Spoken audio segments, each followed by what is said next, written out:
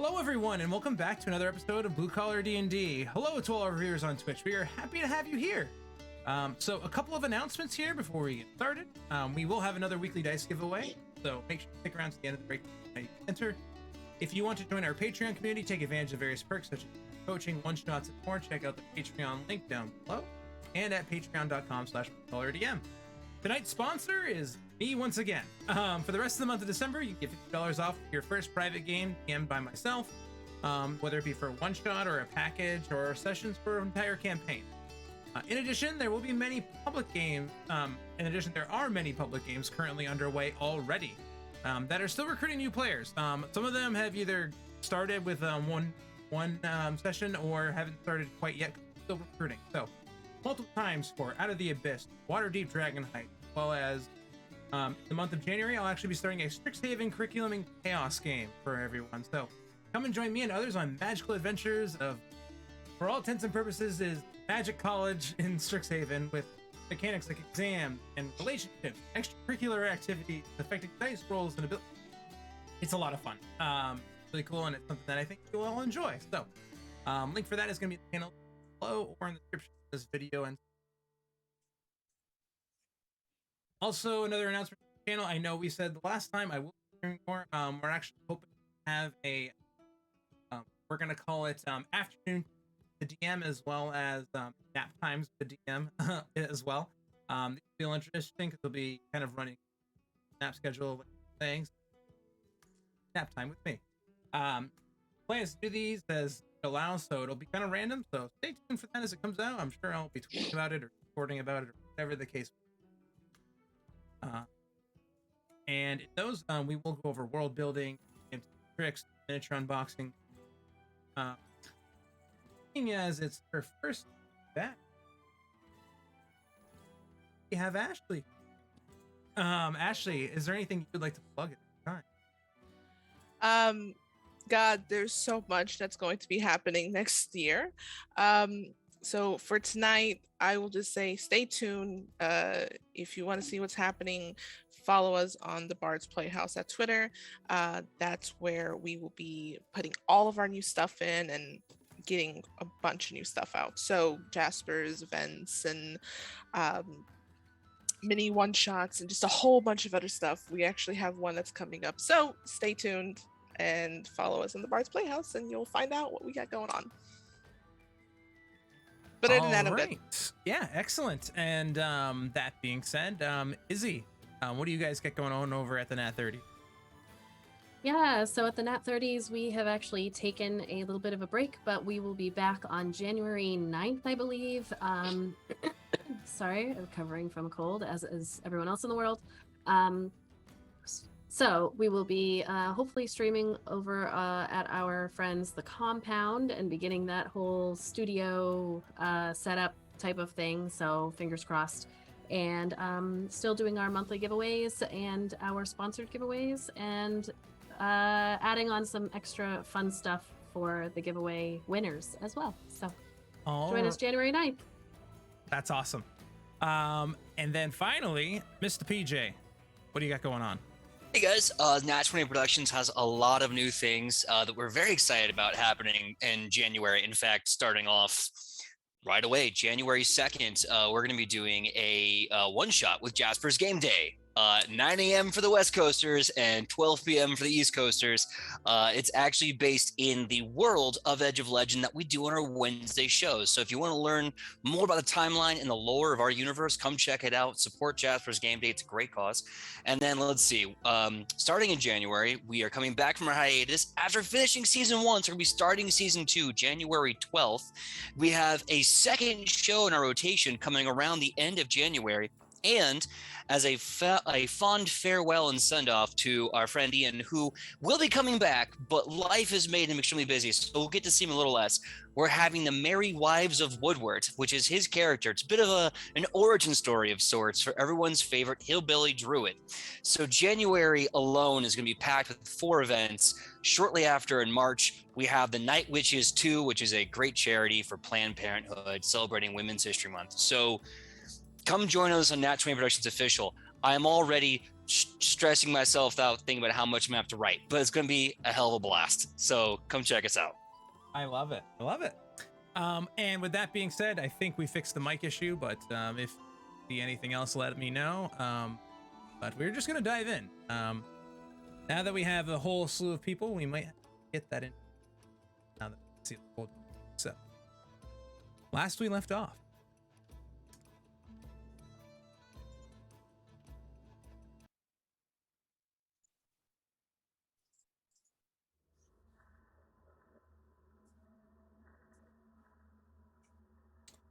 Last we left.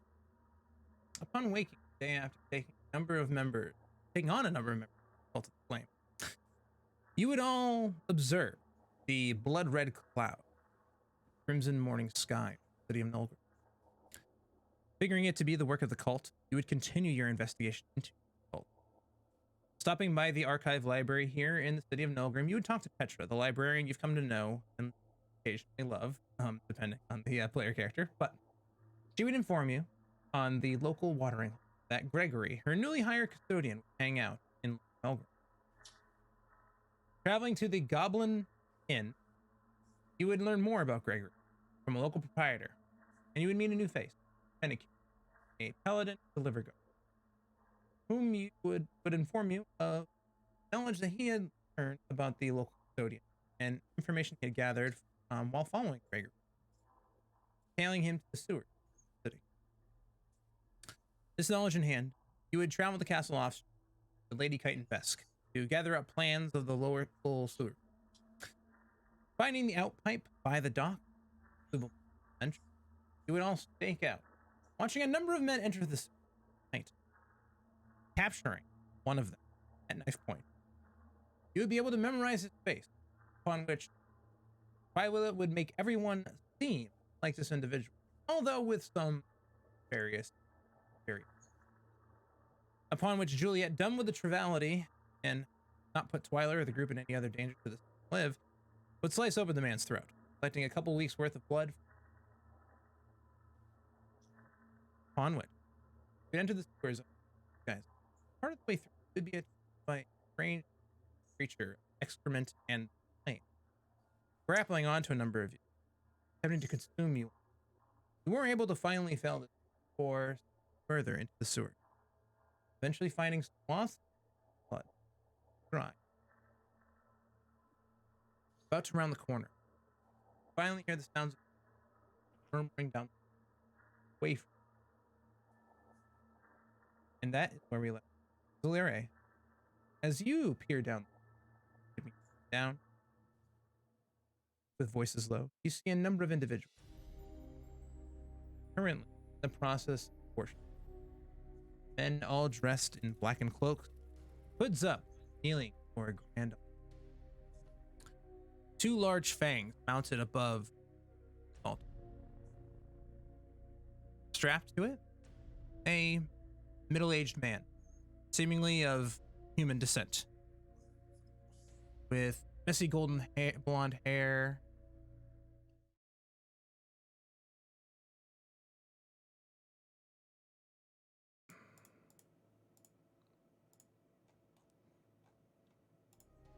my bad, folks. Trying to adjust the volume on the microphone. Upon which you would enter the sewers. No, wrong way. Messy golden hair and blue eyes.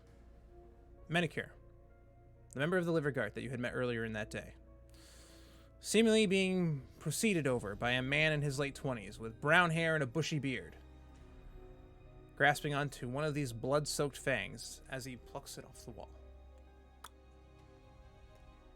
You all can kind of hear this happen as the man turns around facing what appears to be maybe some of 20 or so people dressed in these black robes. This man turns and says, "It is on this day we find one who deems to end our cause. The heretics who stand against the power of Menrith will see the same fate as this one.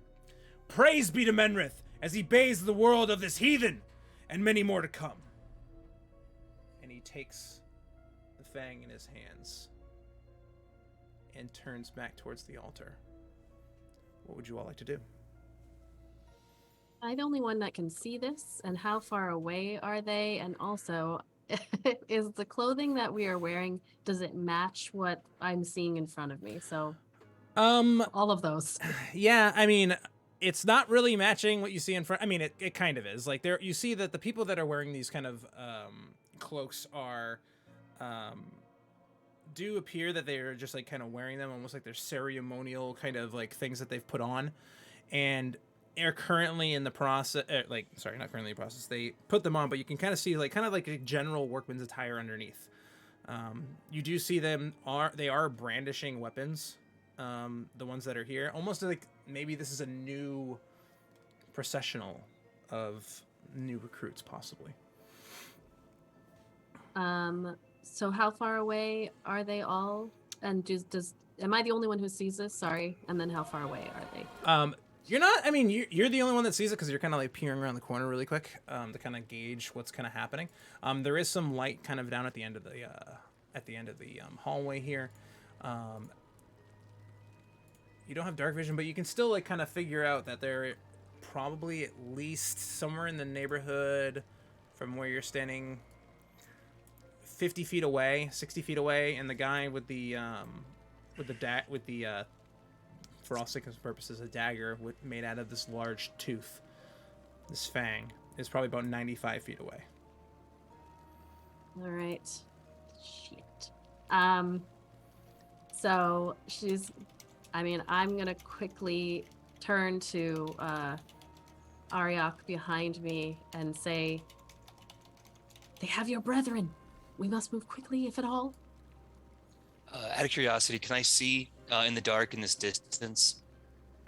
I forgot if I have dark vision as a Goliath. You do not. I mean, there is still some kind of like glowing kind of like torchlight at the end, so you can kind of see the people in this area for all intents and purposes. Like, it's some semblance of, it's not dim light, like you can see them pretty clearly, but it's, they're kind of far away. It's just like kind of to set the mood, everything's kind of like dimmed down a little bit. Okay. All right. So I can definitely see they're going on there, and I know Big Z doesn't lie to me, so oh boy, I'm about to do some dumb stuff. Okay, so I start getting all puffy. I'm like, "Brother Menkiel, no." And if you permit me, I'd like to enter a rage and run into this blade of swinging. Absolutely, you can. With that said, you do. Can we all see this? Oh yeah, you can all see this. You guys are all kind of like on top of each other. Not on top of each other, but you guys are all kind of like bound up on each other, kind of like all sneaking around the corner at the same time, kind of seeing what's happening, and you all kind of all hear this. So, Ariok's entering a rage. How many are there? There is enough that I must punish, and it's not enough to pay for this crime. There's probably, from where you're standing, at least like 20 individuals, kind of like upstarts here in this order. There are what appears to be a couple of more higher ups, like kind of like similar kind of full plate armor, and then there's another one that's like kind of in like robes similar to the rest of them, but he seems to be a little bit more of a kind of like higher up processional kind of person. But the individual up at the top, that's kind of like leading everybody, is strangely enough wearing robes, but very well manicured and dressed. Like, wears like a really nice vest, kind of like a black shirt underneath with like flaming red hands, like almost like they're like permanently aflame, kind of, as he goes to kind of grab this thing and kind of like go to stab over this guy. So you enter a rage. We're gonna get to that in a minute. Is there anything that anyone else would like to do? I would like to cast Tasha's Mind Whip on the guy with, when I see Ariok going, like he's gonna go, Tasha's Mind Whip on the guy with the stabby thing. Okay. What's the range in Tasha's Mind Whip? 90 feet. Okay, so you'll have to move like maybe 10 feet closer and reveal yourself. But you'll be able to get it off before they all kind of like, whoo? Yes, Juliet. So, are they in a cone?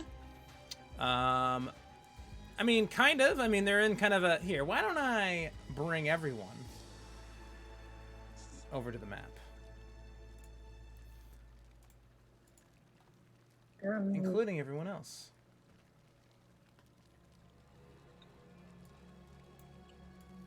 So, I guess I'm gonna tell you all. I think this is a bad idea, but I send my blessing. So the three of you are blessed. Oh, no, you And give I- us your blessing. It means you approve. Thanks, Mommy. I Yes, of course. Yes, of course. Oh, no. All right. So you guys can all add a d4 to your next attack rolls and stuff like that. And then, Juliet, what are you doing? Well, I'd like to use my very special spell when they're cone of cold, basically. I just need to see. I haven't seen the map yet. You might need to right-click and move it over because there is a lot of black screen on this one. So you might have to zoom out a little bit. And Ashley, if you don't see anything, it's because you need to hit refresh on your computer. Okay. Because you're clicking around. You're nowhere to be found on this map. Yeah, you're clicking around and doing stuff, but it's not, yeah. Yeah, I Yeah. mean, I did the same thing myself. Well, fiddlesticks, guys. No, don't worry. While we wait like for you this said- hot refresh, I'd like to take this moment to remind you all that I run games professionally.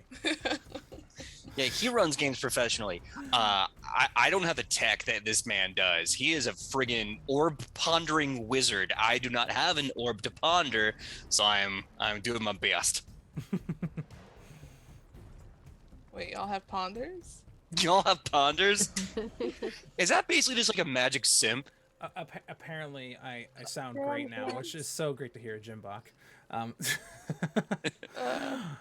You are too I am kind. still waiting for this refresh. Yeah, same here. The good thing is I can technically cheat and look at the playback on twitch.tv/Blue Collar DM and see what's actually happening Nice. there, You could. live and in person. You could do that. I'm doing that same thing, actually. Okay, There we go. You just saw Twilight cast Bless. Yes. Shing! Just gonna have to Sparkle, do the sparkle. same- I'm gonna do I the don't know thing how that... to click them, but okay. Okay. Eventually, I'm going to move over and I'm going to cast Cone of Cold on however many people I can get. Cone of cold on as many people as you can get. Okay. Well, your cone originates from you, so you're gonna have to move a little bit. I'm fine with that. All right. When have I never put myself in the line of fire, Howard? I know, right?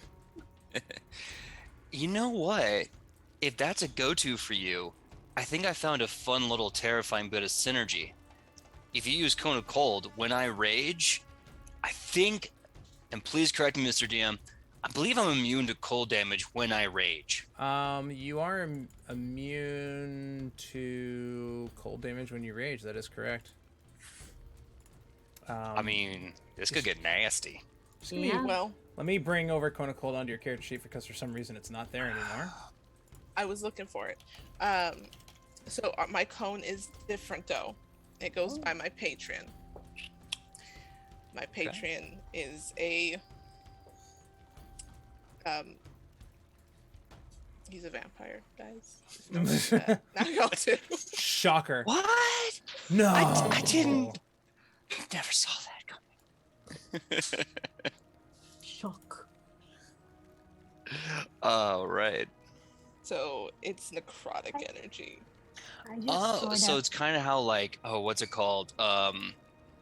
Was it cold touch or chill touch? Everyone thinks it's Mhm. cold damage, but it's necrotic damage. So you've actually embraced that and you flipped kind of cold. Nice.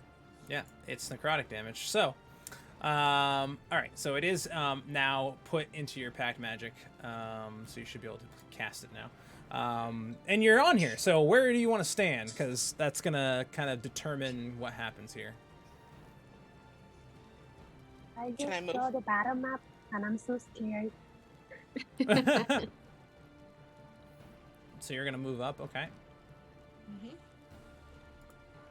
Alright, so I guess I should move myself. Yeah, as move well. wherever you're gonna go. You can move your movement, and then Ariok's already raged and has begun to run straight forward at the very least.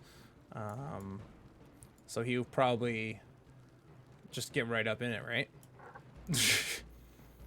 Yeah. And Twyla's just like, I'm gonna stand behind this banister. Twyla's gone through a Yeah. lot. Yeah.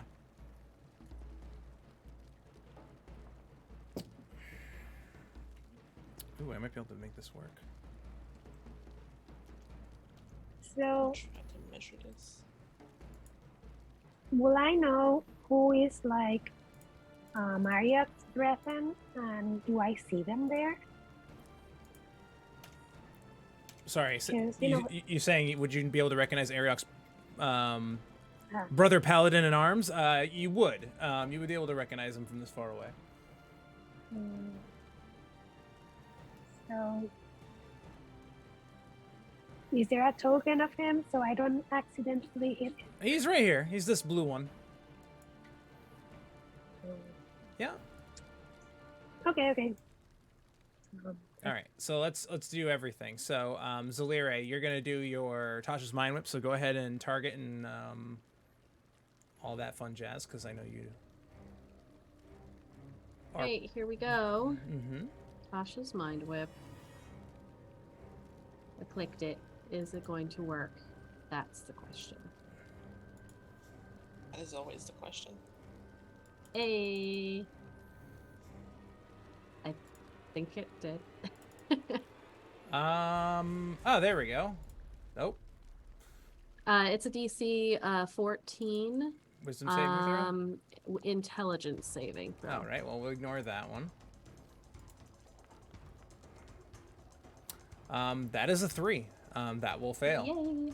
All right, so on a failed save, 3d6 psychic and can't take a reaction until the end of its next turn. All right. And then also on its next turn, it must choose whether to move, action, or bonus action. It only gets 1, Okay. and that's it. So I'm gonna do my 3d6. Oh yeah. Ignore mine. That just came in. So 3. Oops. Oh. Yes. Ah! Wow. That...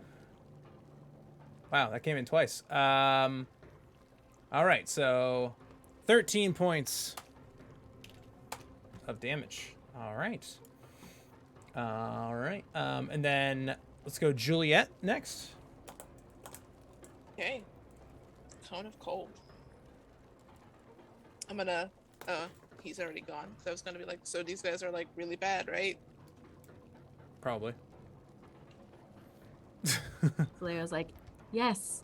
Yeah, you know, the big guy just said a man's name in an angry, hushed whisper, became a rage machine, and ran towards them. Okay, And so if they're they're not, really it's bad. too late for them. Oh well. I think they are like looking the other way, so maybe there's a chance. Okay, fun fact, my computer is a little on the fritz, and yeah, so It blew up. Okay, got it. All right. Cone of cold. Yeah, I the know. laptop hates me. So from your position, you can hit, if you don't care about hitting Ariok, you can hit quite a few, as represented by all the blue dots that you can see on stream. Are you good I'm there? going to yell out, Ariok, are you okay if I hit you? Ariok just charging with this giant one piece of metal with a handle put into it just says, I consent to your violence, my lady, and I just run into the fray. Okay, I'll heal you later. And then I'm gonna cast it in Right. a way that I can get a good chunk of people. Oh yeah, you did. I had to roll a lot of Constitution saving throws, so forgive me while they all roll. Slowly but surely on my side of the screen. Same on mine. Those are a lot. And then Ariok, you should be prompted as well to make a con save, I would assume. Oh, there it is. There it is. Okay. Boom, spread of damage. There it is. There we go. Yep, there it is. So you take half of half, because you're raging and you have resistance to necrotic damage. in your rage, because you are the wonderful, awesome totem barbarian. Varying amounts of damage occurs all over the screen. This guy dead. Really, we're gonna do this today? Nope, I'm on the wrong one. That's why. I'm looking at my. This guy right now, like, dead. This guy dead. This guy dead. This guy dead. This guy also dead. They just become splashes of blood, Juliet. Yes, they do. I thought it was like cold. This guy It's a also mixture. dead. This guy also dead. And then the rest are fine. Totally fine. Yeah, totally fine. This is fine. Okay. Summon my blade. Yes, you do. And then Zaliri already did your thing. Okay, so now we are going to enter initiative. I am not going to roll initiative for all of those crazy guys, because that would be ridiculous.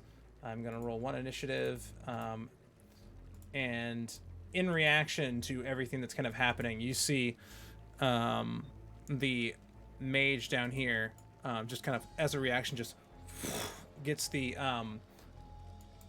these kind of flame, like, consumed kind of like guardians just kind of like flare up, almost as if they were already like prepared in case somebody would ever come and attack them in a processional. And you just see they all kind of flare up, gouts of flame, brandishing these large great swords in their hands. So let's roll initiative, folks. Okay, initiative's rolled. I don't think I rolled yet. It's okay. I took care of it. Thank you. This is why I do things. I appreciate it. Thank you. All right. First comes first. We're gonna have this. This fire elemental is going to go ahead and begin to glide forward to go ahead and attack Ariok.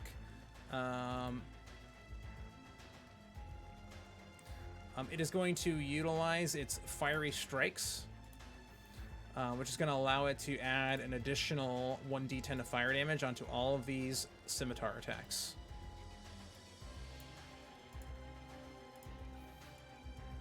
All right, so it is going to go ahead scimitar. 23 is going to hit for 6 points of slashing damage, reduced to 3 because you're raging. And then an extra 5 points of fire damage, reduced to 2 because you're raging, obviously. Is going to attack again. 18 hits. 9 points, again reduced because you're raging. And then another 2 points on top of that because of the fire damage. And one more. 13 will miss. All right. That is going to bring us to this guardian up here. Very similar to ones that you've seen already once before. It is going to go ahead and, in this particular situation, is going to go ahead and cast. With his bonus action, he's going to cast Shield of Faith on himself. Bring his AC up.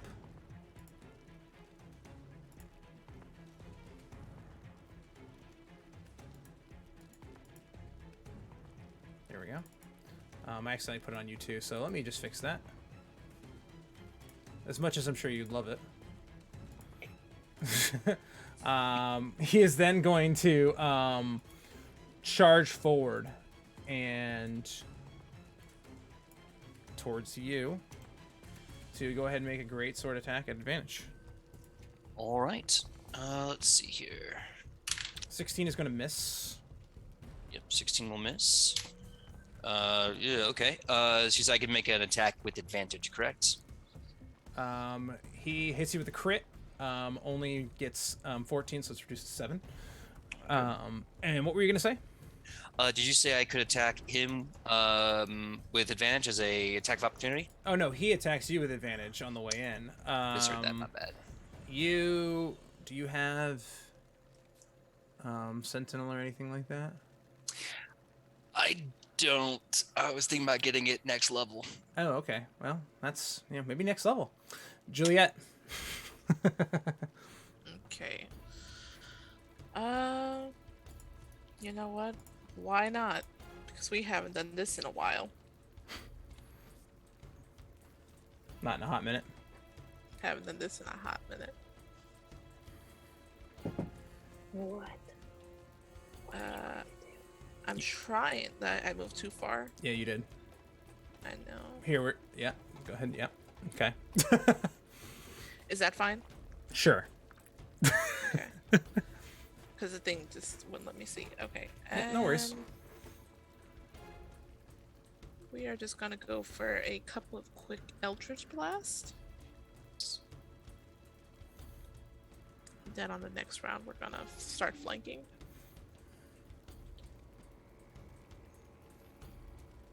Come on, Spellbook. Don't make this hard.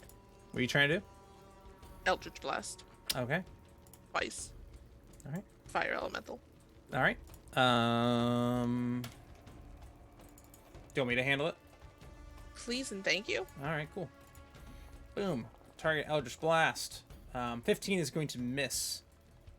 Okay. I have one more. Yes, you do. A 9 is also going to miss. I believe you actually have 3 Yeah. because you're a level 11. Haha. But 28 she's will left, crit. So, Oh yeah, she is also blessed. That is true. so you can add a d4. Well, the first one's going to miss regardless. D4 on the first one. Brings that first one to a 17. A 17 on that creature is also going to miss. Oh shit. Yeah. You did crit on the last one, so that was 13 points of force damage on that one. So that was your action. Anything else on your turn? Nothing right now. Okay. All right, Zalire. All right, so Slire is going to run over here. If it works, there we go. Yep, and you are hidden behind And- those boxes there. Okay, do I have to? I was gonna bonus action hide. Do I have to roll to hide? Just, yeah, roll a stealth check just really quick, just to ensure that you don't roll in that one. All right. Even if Basically. I do, no, I don't. Crap. Not yet. Yeah, you feel don't you feel sufficiently hidden. Okay, so as hidden, I am going to target this dude, the guardian guy, Mm-hmm. and cast Ray of Enfeeblement. Okay. Because I am hidden and I have the magic, sorry, it is called Magical Ambush. He has disadvantage on any saving throw made against my spell. So it is a crap. Never mind. I thought it was a God damn it. It's an attack. Never mind. I will That's okay. cast the spell. Thought it was a saving throw. That would have been awesome. I mean, it is advantage on the strike, so that's okay. Okay, awesome. Either way. Great. Okay, so I clicked the button. Ashley just got a -1 to her next roll. Was that Nick? Yes, I did call you out. Welcome back, Ash. Everybody's forgotten about those things because I haven't been advertising it. But yeah, those are still there if you hunt far enough. It doesn't want to. It's not. Hold on, sorry. So you have it. Let me see if it's something. So you have it targeted. When you click on the dice on the Ray of Enfeeblement, it should, in theory, prompt you to consume a spell slot, and then should go off. Okay, there we go. It was not. It's fine. Okay. For Okay. whatever reason, yeah, there we go. There's the attack roll. 24 will hit for sure. He has to make a saving throw. Rolls a nat 1. Yes. Okay. On a hit, the target deals only half damage with weapon attacks that use strength until the spell ends. It is concentration. So at the end of their turn, they can make a con save against the spell. Okay, DC 14. So he is doing... Okay, that sounds great. So we will see if the things work properly. Let's find out. Oh, no, it doesn't know how to do work. Right. Okay. I'll just have to remember that it does half damage. That's all. All right. Half of half of half on Ariok, basically. All right. Ending your turn brings us to this Myrmidon. This one is also going to come in here and whoop, attack the closest thing that's there. We'll also use its fiery strikes, and we'll go ahead and, with multi-attack, go ahead and make a bunch of strikes. Not advantage because it doesn't have flanking here. First one's going to miss.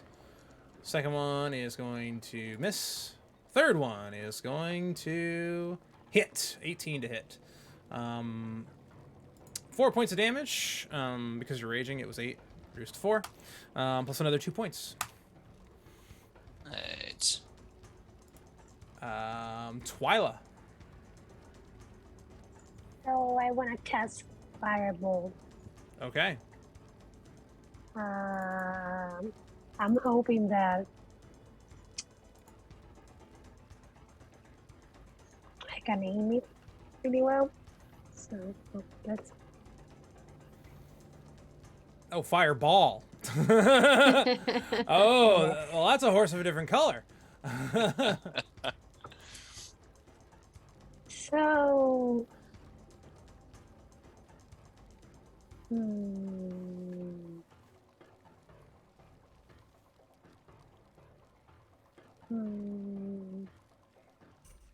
She's trying to avoid Ariok as much as she can. Yeah. I mean, Ariok looks I think- fine. Like, he's... I'm Like, honestly really not even fine. bloodied. Yeah.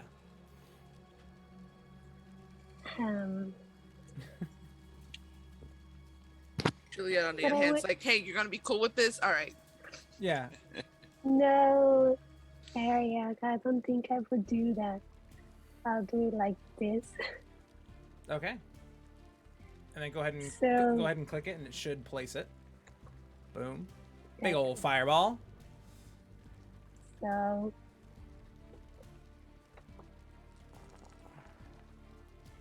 All right, a bunch of dexterity saving throws needing to make. Ariak, I'm so sorry, but I couldn't hit you. Okay.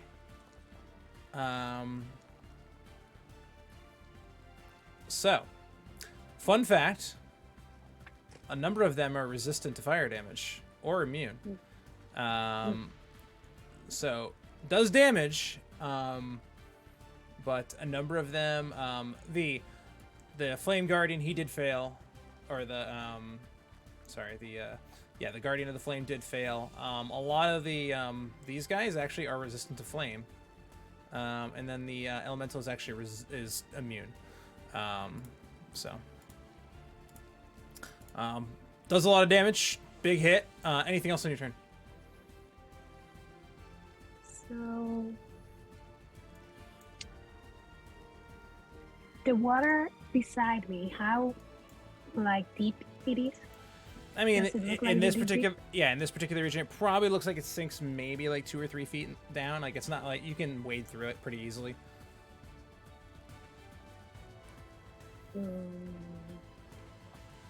And it stink a little bit.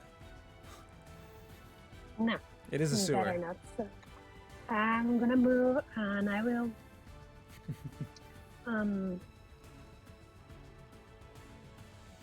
We'll use points, sorcery points, to use Word of Radiance.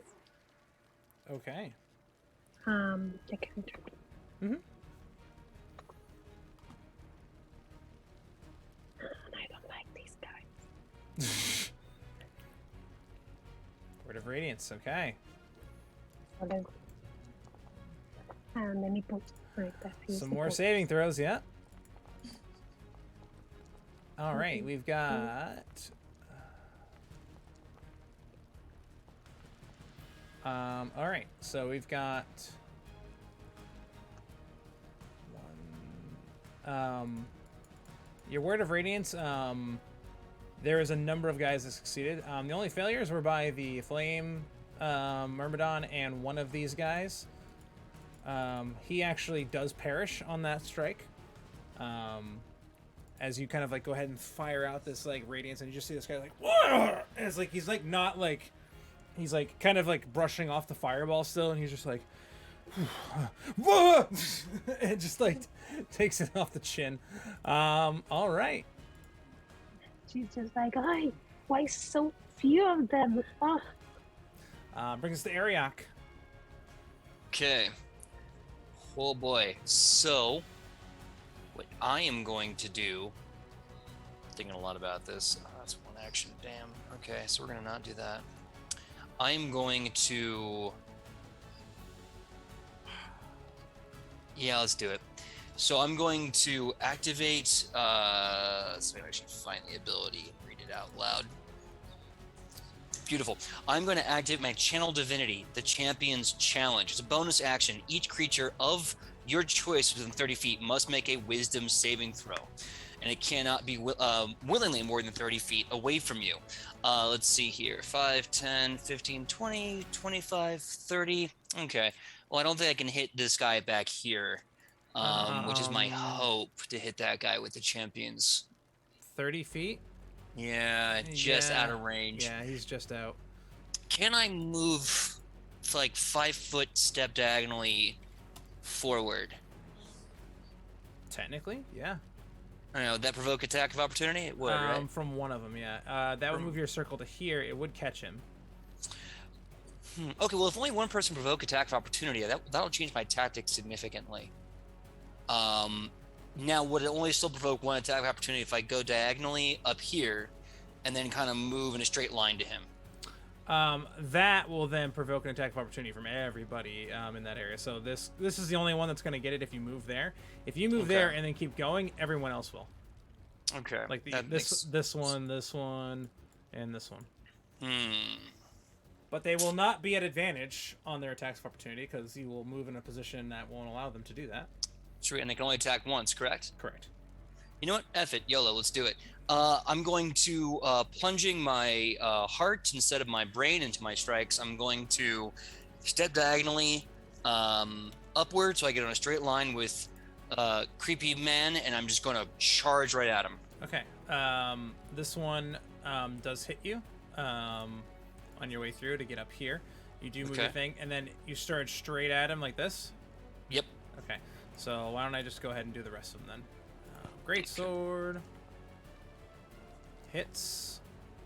10 points reduced to 5. Scimitar crits, but it's 14 points reduced to 7. Guardian has half damage further because if he's strength based. That's correct. Yeah, he is strength based. So that's actually half of half. So you do get 3 points back after all of that, and then you are able to. All right. So taking this gauntlet and of you literally strikes. take everybody with you on this too. By the way, so like everybody's within your range of your thing. So I'm just gonna delete it. Nobody can willingly move 30 feet away from you. Nice.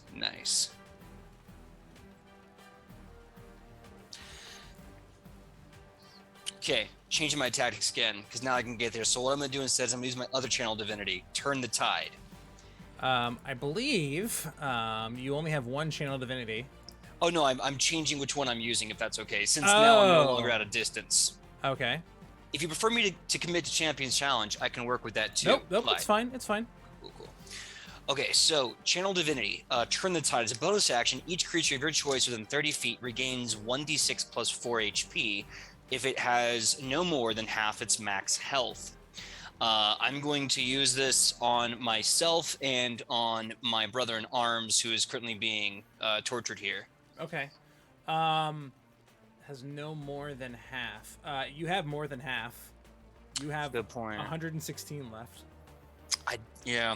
You know what, bollocks? I'll do my Champion's Challenge. Let's earn some healing. All right.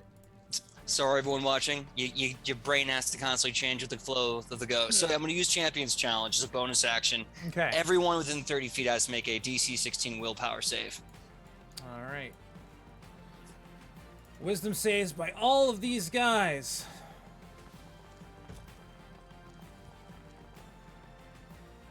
That's a lot of dice. That's a lot of guys. That's a lot of guys. This guy succeeds.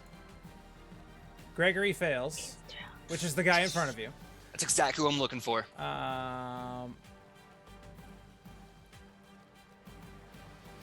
The fire, one of the fire elementals, both of them fail.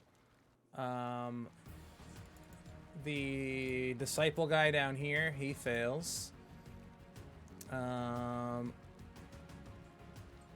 feel like there's like two of the grunts don't fail, but the only guy there's a couple of these random guys that fail, and then don't fail, and then this guy. So basically everybody but 3 people. Okay. Willpower. What is this, Pathfinder? Sorry. Yes. Yes. Everything No. is TTRPG. It's all one big game. It's all one family. It's all one family. ELE, All right, so everybody love everybody. that's what's up. Yeah. Look, 2022 is almost here. Let's just complete the love cycle. It's like that's why we're wearing PJs. Exactly. Okay, so I've had a move action, I've had a bonus action, and Lord knows it's been a while. So I'm gonna do a big ol' attack action. I'm gonna attack recklessly on Gregory here. Okay, so you're gonna attacking reckless and and Gregory. Yeah. Sorry, power swinging because reckless attack. My bad. Okay. So that would be 22 to hit with a great weapon swing. 22 to hit with a great weapon master swing with your reckless attack. Mm-hmm. Yeah, that hits. Okay. So let's see. This is going to be. So the first one, I'm gonna put a Divine Smite on this. Why not? Okay, it's 11. So 11 and 8 is 19. 19. 19 plus 10. plus 10. And because I'm raging, that's another 8. So 19 plus 18 is 37. Your rage damage bonus is that high? It's a +2 plus my strength modifier. And plus my magical weapon damage. Oh, right. Okay, Yeah. so we said 36, is that what we said?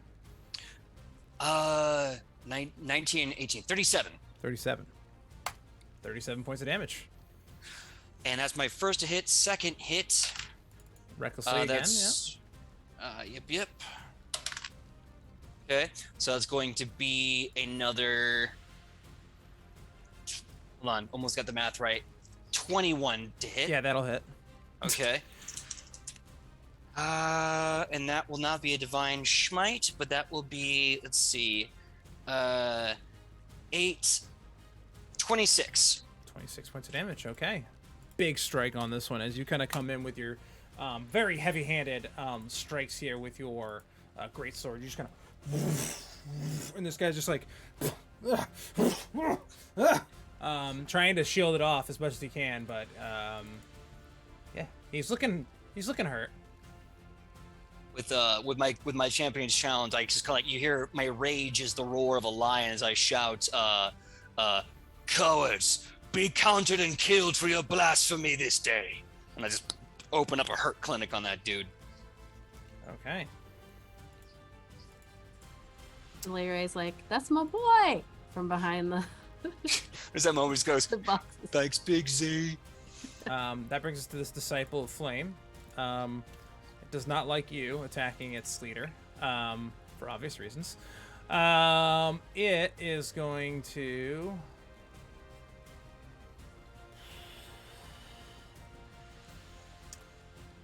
Yeah, it's gonna upcast. Yeah, it's gonna upcast a Scorching Ray at a 4th level at you. Would it be meta to try to counterspell that? You're allowed to use your reaction to counterspell. It is a level higher than the counterspell. So for that, where is your counterspell in here? We're gonna counterspell that. I was going to use Cone of Cold, but So yeah, that'll consume all of your pack slots for the day, or for the rest. So I need you to make a charisma check. are you fine with me using dice? Yeah, that's fine. Okay.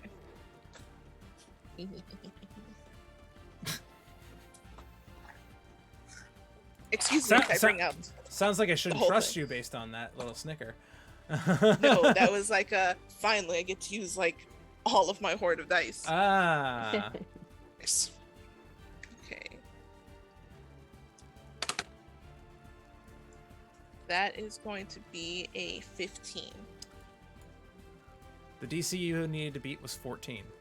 So you do counterspell it as he kind of like goes and just like, just like turns back and just like,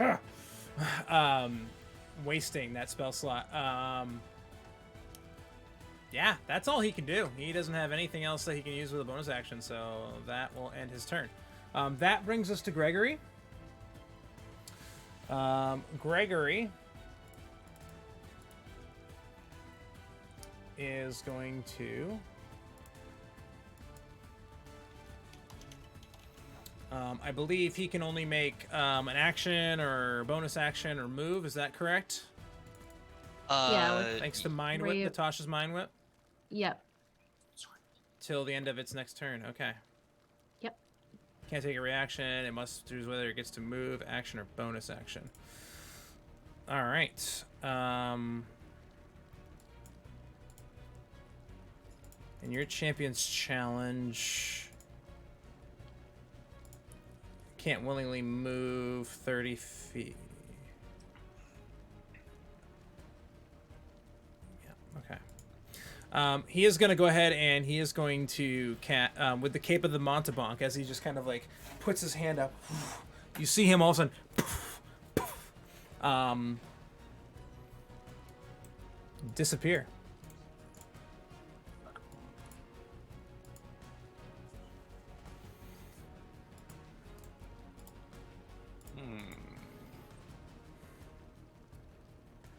I feel like I want to look around for him. Like, where's Waldo, but with douchebags? Where did he go? Where did he go?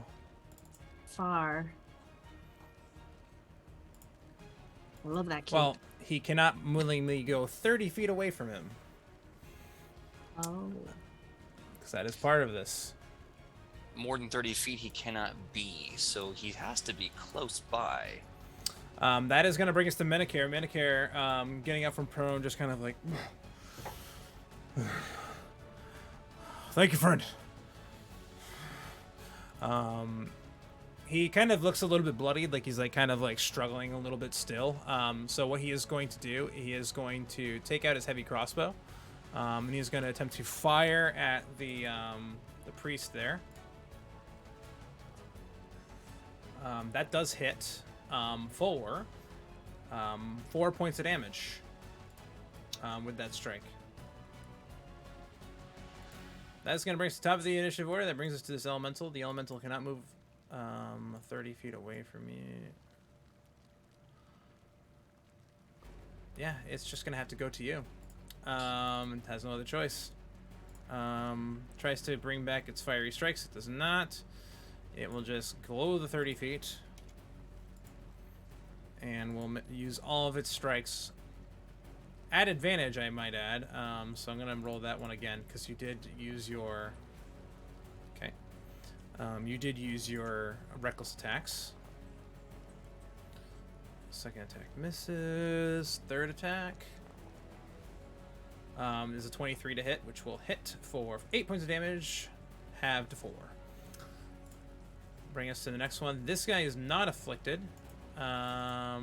He actually should have made a con save at the end of his turn to take off the effect. Rolls another natural 1, which is great.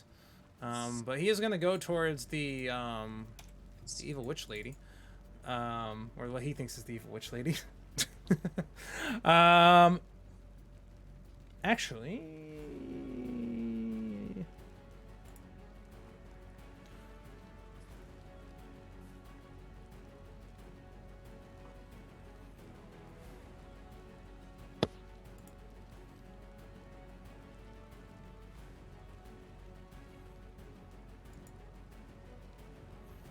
apologize.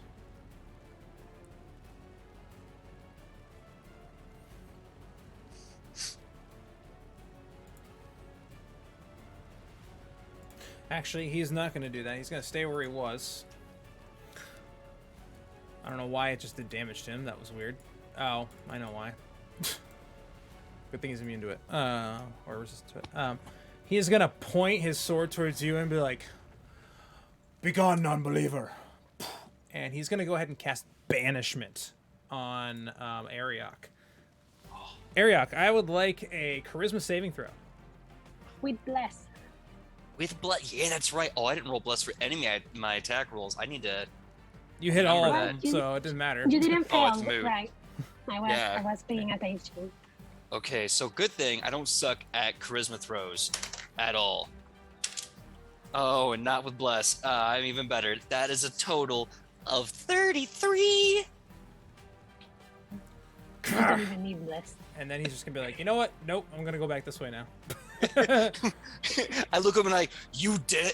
Wait, hold on. You dare to challenge my placement here? It's so clear you're in the wrong, mate. You're bloody wrong. All right, that is gonna bring us to Juliet.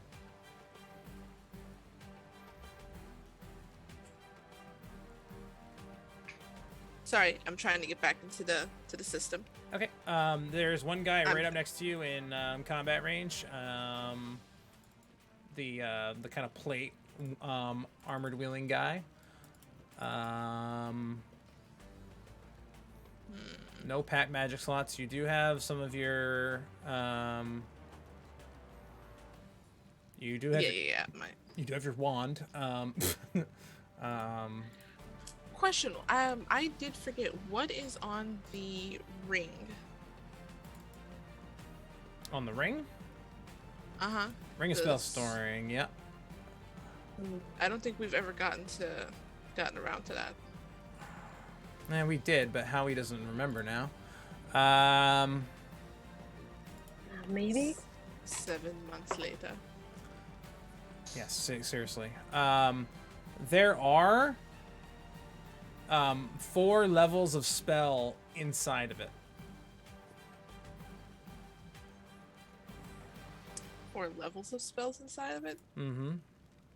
So it has 1 spare charge empty, but there is 4 levels worth of spells in it. So could there have been a cone of cold in there? I mean, there could have been a lot of things in there. Could there be a cone of cold in there? Let's find out what could be in there. How about that? Okay. We're gonna make this a little fun. So we're gonna open up the old this one.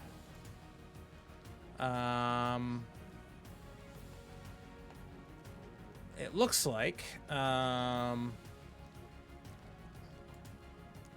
shatter and 2 levels of inflict wounds.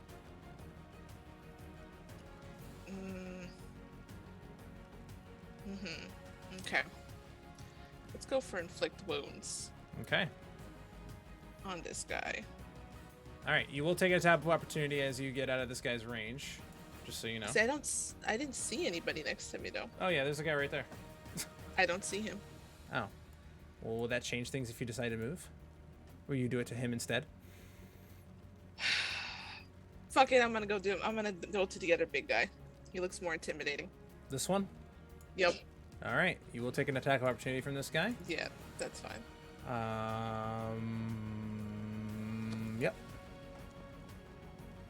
That is going to be a 12. Whoop. Oh shit, I actually Didn't get hit. missed. Yeah. Okay, and we're gonna go for a nice little inflict wounds Yeah. on that guy.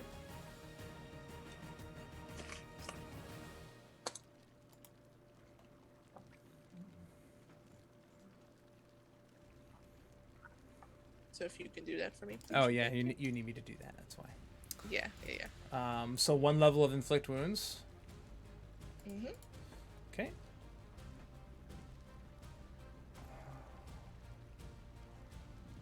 Oh, if only it's in your character sheet already. It What? was, but the book got taken. Yeah, it did. You are correct. All right, so melee spell attack against them. So +8 on the attack.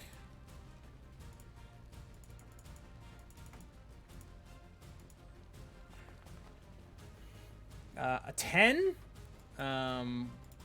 will not hit. Bless. Plus a d4, it still won't hit, Yeah. unfortunately, because that's 12 to hit. It's not gonna hit that guy. Okay, angry. Bonus action, healing spirit. It's gonna be a little bad on Ariok. Healing spirit. Is that a? First, I'm gonna- Hold yes, on. It's a bonus action spell. Oh shit! It's a bonus. spell. It's a spell though. It is a spell, and inflict wounds is a spell. Shit. Mm-hmm. All right, next time. I got you next time, big guy. I know you're doing terrific. Just keep doing what you're doing. I really appreciate it. And I'm gonna look back at Twyla, make sure she's okay. Yeah, she looks fine. Okay. Brings us Absolutely to Zalire.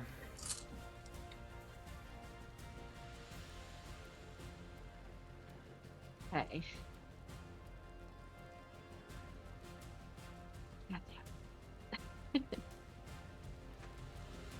Sorry about that, y'all. How does this guardian look? Sorry, I hate that question as a DM, but how does the guardian look? Looks okay. Okay. Looks pretty fine. All right. He is going to. All right. So she's going to. What is my total movement? 30. Nope. Yep. So she's going to run over here using her movement and action to dash, and then using bonus action hide behind those crates. Okay. So I roll stealth. Mm-hmm. Plus a d4. Plus a d4. Which you might need. Bless. Oh, damn. Yep. Okay, hold on. Damn. Come on. So total of 11. Okay. You feel hidden. Oh God. Tripped a little on the way. Just kept going. You know what? I am going to use my lucky to re-roll Okay. that first one. All right, I'm gonna re-roll that stealth. Come on. All right. Well, okay. We're just gonna go with the 11. Mm-hmm. You feel as though only the mundane guys don't know that you're there. Which, by Yeah. the way, they did not go yet. They will go after your turn. All Because right, they were so she supposed to could go, duck but they were down. like all shocked and they were just kind of like, "Wah!" like panicking and running around. This is what happens when the mobs forget to go. But anyway, Well, fuck really loudly, and then oh yeah, then the -1 on Juliet's roll was already used, so I can delete that.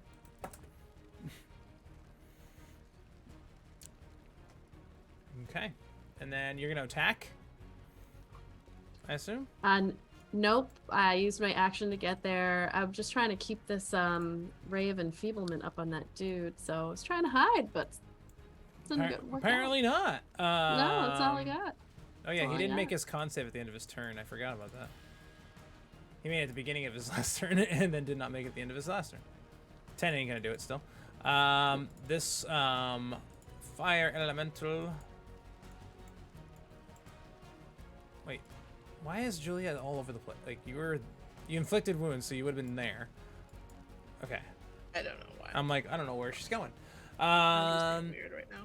All right, it's gonna try and get its fires back. No, it does not.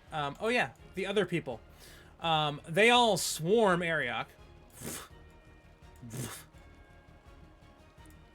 Oh, the blood of Westamere. Bring it, bitches. I can't think of anything more heroic than that. It's tragic. I already rolled dice in the background. So a total of 4 of them are gonna hit. Okay. With 1 attack. They all have multi-attack, so they would have, like, it would have been bananas. But 4 of their attacks hit. So this is going to be...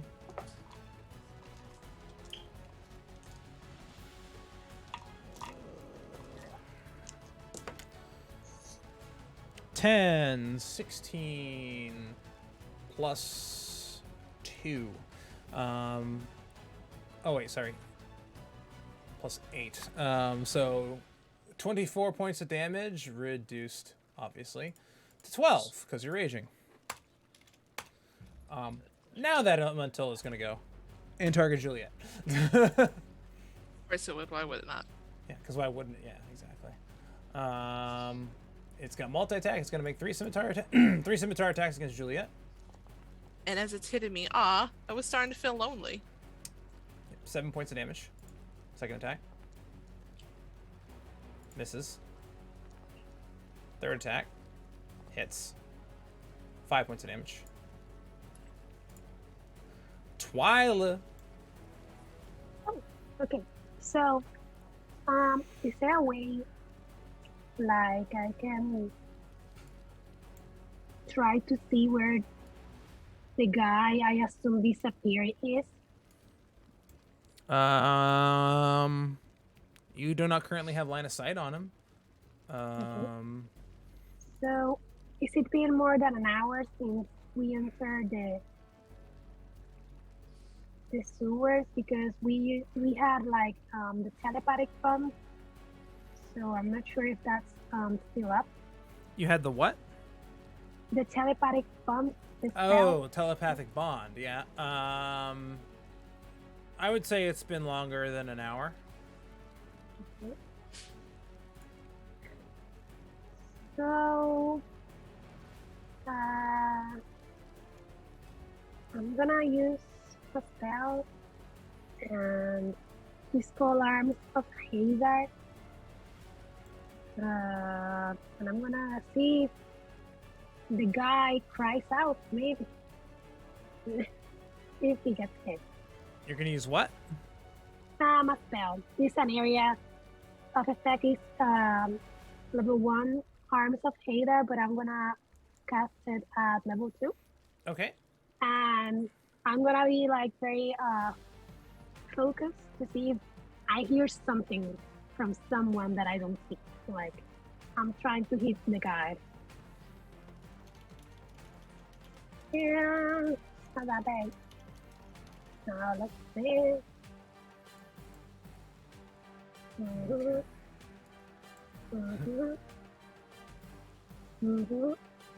So I'm gonna hit here. Okay. Let's You see. you create a little kill box with the armor of Hadar. That's like Bunch of strength saves. there weren't so many. There's a few. Like just a few. And that's On a one failed of save, they the- take 2d6 necrotic damage. You can't take reaction until the next turn. Okay. That Psionic Necrotic. that will take out one of these guys. This one specifically. As you see these like frothy, milky tendrils just kind of go and grab onto these individuals and try to like pull them, and they can you can see them almost like kind of like crying out in shock as they try to get away from them. Some of them escape, some of them don't, and some of them are just kind of consumed and eaten up down below. Okay. So I'm gonna assume I don't hear anything, so I'm gonna just stand here and try to be on the lookout for any noise that I hear nearby me. And I'm gonna tell Salire, keep watch. Maybe that guy's around. Like, and I'm just stand by there. Okay. That is going to bring us to. Ariok. Ariok, what would you like to do? All right, I don't like the wind that's near Menich here, so I'm going to target that guy specifically. And I'm not going to attack recklessly, and I'm not going to do power strikes. At this point, I need efficacy over power. So I'm just going to roll to hit. Mm-hmm. And this is my F yeah die, because when I crit, it goes yeah. And when I fail, it says the F word. So It says fuck. I got it. It says fuck. So I'm gonna crit this dude on the face. Okay. Oh, and it's a lot of damage, y'all. It's let's see, 12, 18, 26 slashing damage with my greatsword.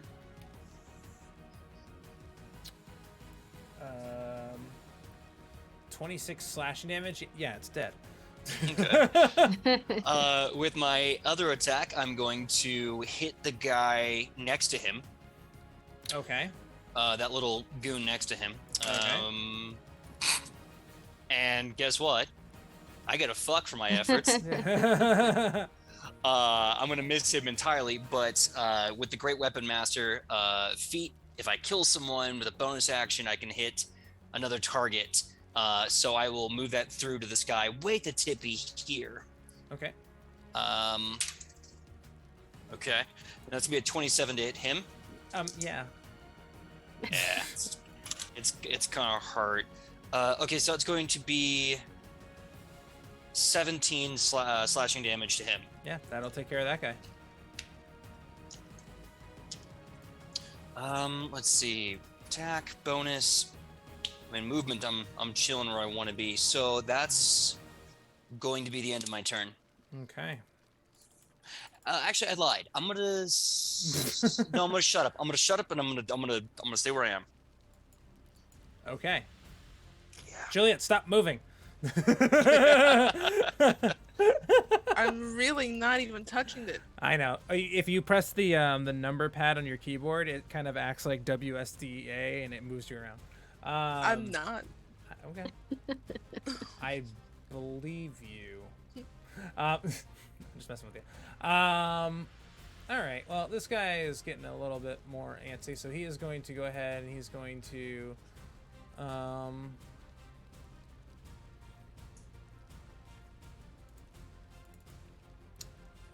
yeah, he is going to go ahead and, you see him kind of point out into a space and just kind of like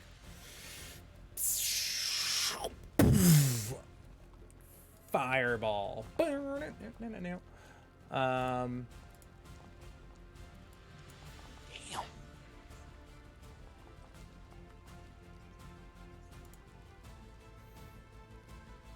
Ooh, another follower. Woohoo! Overtree. Nice. Looking like I need a save from Zalire if it hasn't prompted you yet. There it is. Cool. Plus a D4. Yeah. Yeah. Oh, wait. Plus I'm using my lucky. Okay. Again, I have one more after this. Come on, don't screw me, you son of a... Alright, so, dexterity save. Mm-hmm. 19. I actually think I get advantage on dexterity saves. Hold on. Why? Oh wait, no, it's intelligence, wisdom, and charisma because I am a Vidalcan. Well, so that never makes mind. sense. It's all the others, not that one. You do have... Nope, that's uncanny dodge. Don't you have evasion? Yeah. I don't. I have uncanny dodge, but Yeah. oh wait, I do have evasion. Yeah, you do. All right, so So no damage. yeah, with your evasion, it's no damage. As you dive out of the way. Does end up dealing 10 points of damage to Juliet. And some damage to some other people. So, That is going to bring us to somebody that you cannot see. I hope he's not burned to death.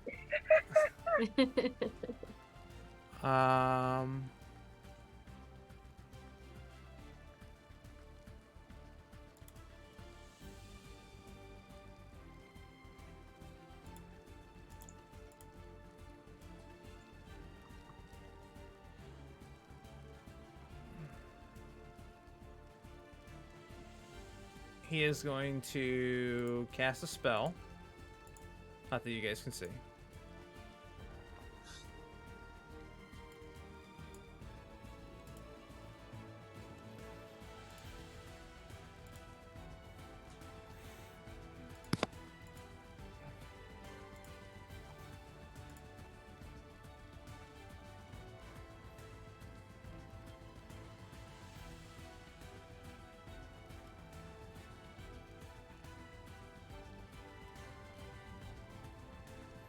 I'm and- getting scared. Yeah. And that'll end his turn. Brings us to Medicare. Laughs and immune to frightened. He's gonna drop his crossbow and take out his longsword. Hell yes, brother. And he is gonna go ahead and shimmy on the table a little bit. To make a strike. Definitely heard you say Medicare instead of Medicare, and now that's it. That is all I'll ever hear. Look, as a fellow Sorry. paladin, we have lay on hands. We are free Medicare, but no. That brings us to one of these fire elementals. It is going to try to roll to get stuff back. It does not. Instead, is just going to roll 3 attacks at advantage against you. First one will hit for 9, reduced to 4. Okay. I did not use reckless attack. Is this for a different ability that he's getting advantage? This is for flanking. Right. Cool. Got it. 26 to hit on the third one. 5 points of damage, reduced to 2. Okay, 5 reduced to 2. That's going to bring us to this guy. The guardian here.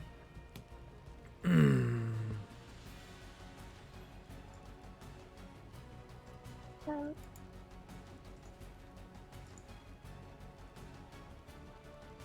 how's Ariak looking? Are you looking okay? Yeah, he looks probably fine. He is going to cast a spell.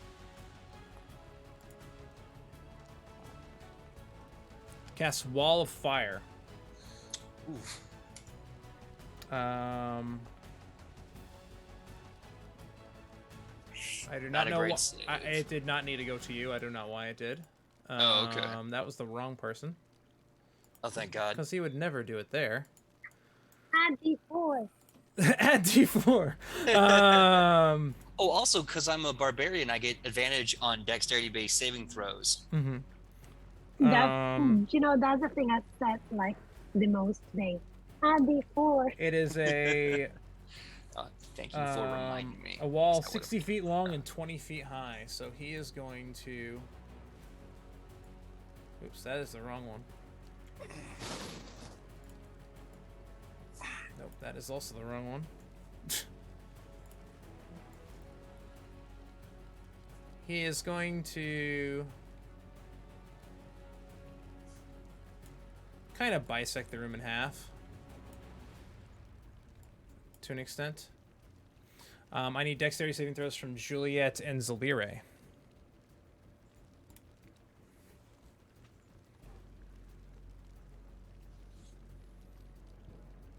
Zalire with an 18. That will be a success. Juliet with a 5. That will be a failure. And with a 13 and with a 17. The 5 is the one that I count. So Juliet, you take... Sorry. That's okay. Juliet, you take 19 points of fire damage. And Zalire, I'm like tumbling in the corner, just like. well, I believe you can only use evasion. It just says whenever. Oh, that's sick. Uncanny dodge is if I get attacked. Mm-hmm. I can only use it a reaction. And kind of seeing all of this and seeing the kindly looking sorceress in the corner, it will begin making his move this direction.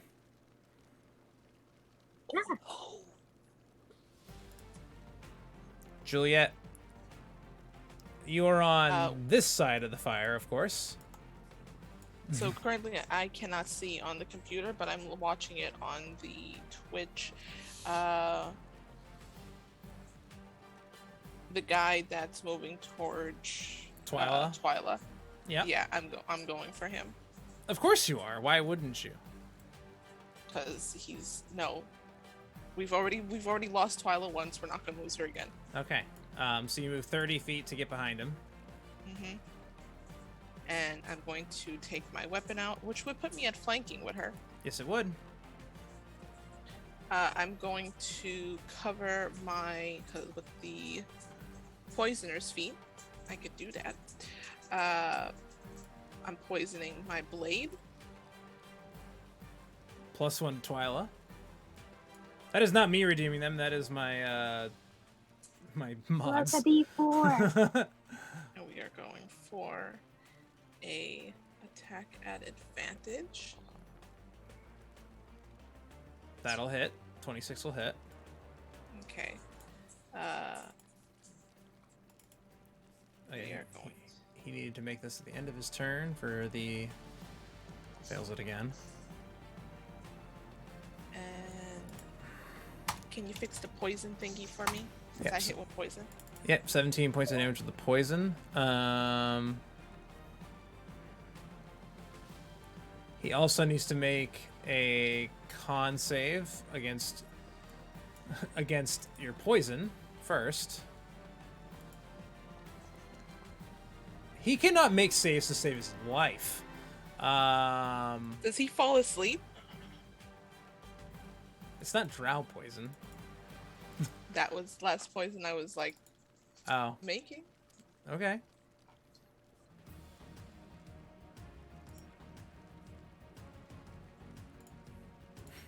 I've seen a fit to use it, and I'm using it. Yep, just 1 second.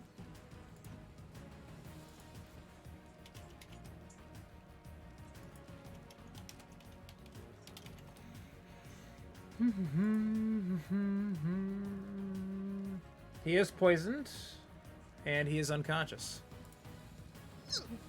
Sorry, got excited there. That's like unconscious and conscious. Like if I kick him, he won't wake up. I mean, he is knocked unconscious when poisoned in this way. Okay, so Hi. with my second attack, since he's unconscious, it would be a crit, correct? That is correct. Okay.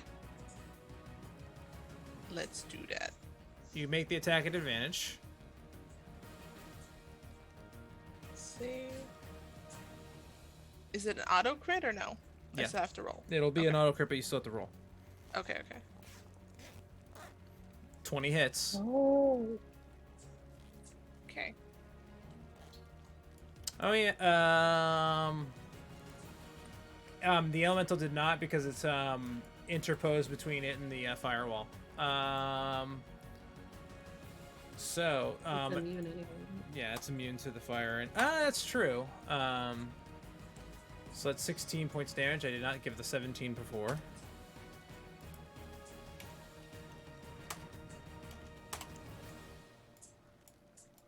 Okay. That wakes him up. because he took damage. And wakes up if it takes damage or somebody shakes it awake, so it takes damage, and so it wakes up. That's And She's she's still like, prone. "You're still prone." Okay. I have to check one thing. Just give me 1 second. The wall of fire goes away because he was knocked unconscious.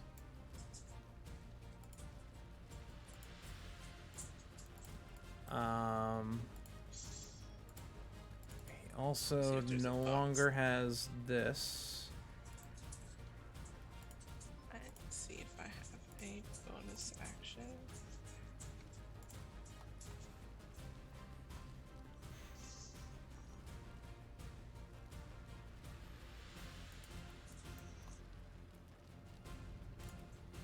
Not anything I don't think you can do necessarily.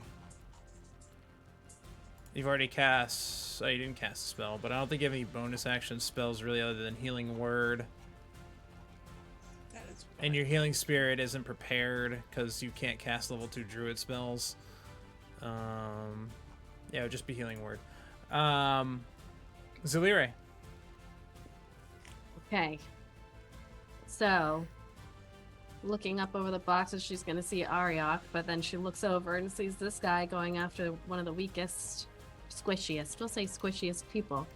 So, she's going to use her dash bonus action to get right here. Okay. She is going to attack him while he's on the ground, prone, Okay. with advantage. Okay. Using her rapier. Okay.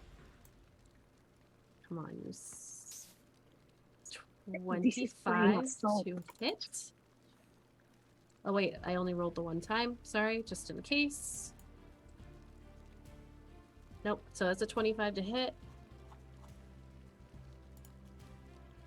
Yeah, 25 will hit. All right. So rapier damage, 1d8 plus 2 for 6, and then also my sneak attack because he's engaged because I had advantage essentially. Mm-hmm. It's not. All right. So I'm gonna roll that in here. So 6 points of damage, plus your sneak attack. My sneak attack. Sneak attack's in your inventory. Okay, gotcha. Yeah, it's weird. Sneak attack. Yeah. There it is. I was like, why isn't it rolling? Or another 20 points. Yeah, of how do you want to do damage. this? All right, seeing him drop to the ground, she's of course going to take the kill there. Mhm. Just run up and with her rapier as he's trying to get up, just take it and bring it down like right in this soft spot between like where the neck and the shoulder meet, Yeah. in between where his armor is. Yeah, you go ahead and you take that and you just take it and sink it straight down the rapier and just like he's just like, and you see his body just kind of go limp on the ground there.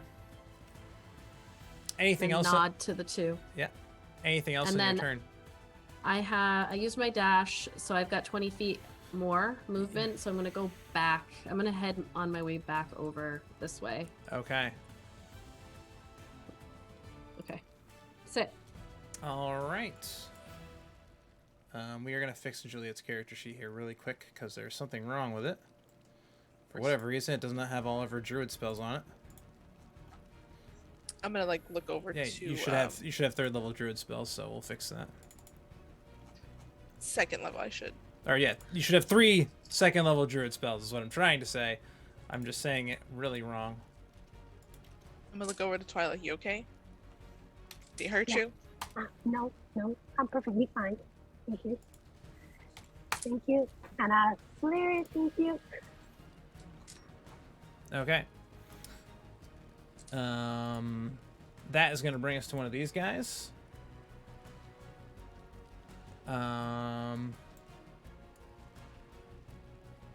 Yeah, right, Vinny. You ain't gonna fool me with that one, Vinny. Is going to roll a thing. Nope. Oh yeah, by the way, guys are attacking you, Ariok. The whole crew. Oh, right. The whole Oh, crew. of course. Natural 20 on one of them. Well, that's a dick move. Yeah. So my nat 20, the way I count those is that instead of it being 3 guys hitting, 4 guys hitting. At least once.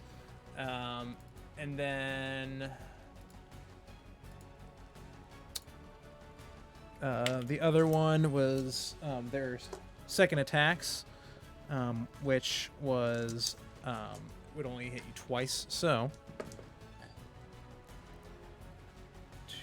6, 11. The 2 that hit you twice did much more. 13, 24 plus 12.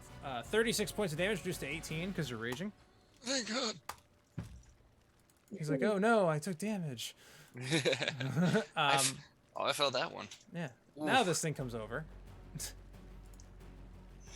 Does not have advantage on any of the strikes because there's nowhere it can get that it can actually get advantage right now. Looks like all 3 of them are going to miss. Brings us to Twyla. So Twyla is gonna use. Okay. Twyla has a So +1, by Twyla- the way. Yeah. So Twyla is going to use 4th level magic missile. She's gonna tell Juliet like this is taking too long. So let's try to do this. I don't find it where. Okay, magic missile. Where is it? Okay.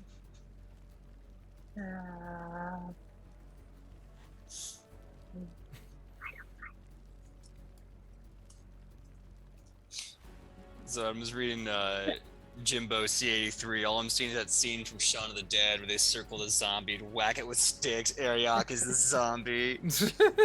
Okay, here. So magic missile, 4th level. And I'm gonna cast it to the guys surrounding area. Okay. So just try to position it the way you want to.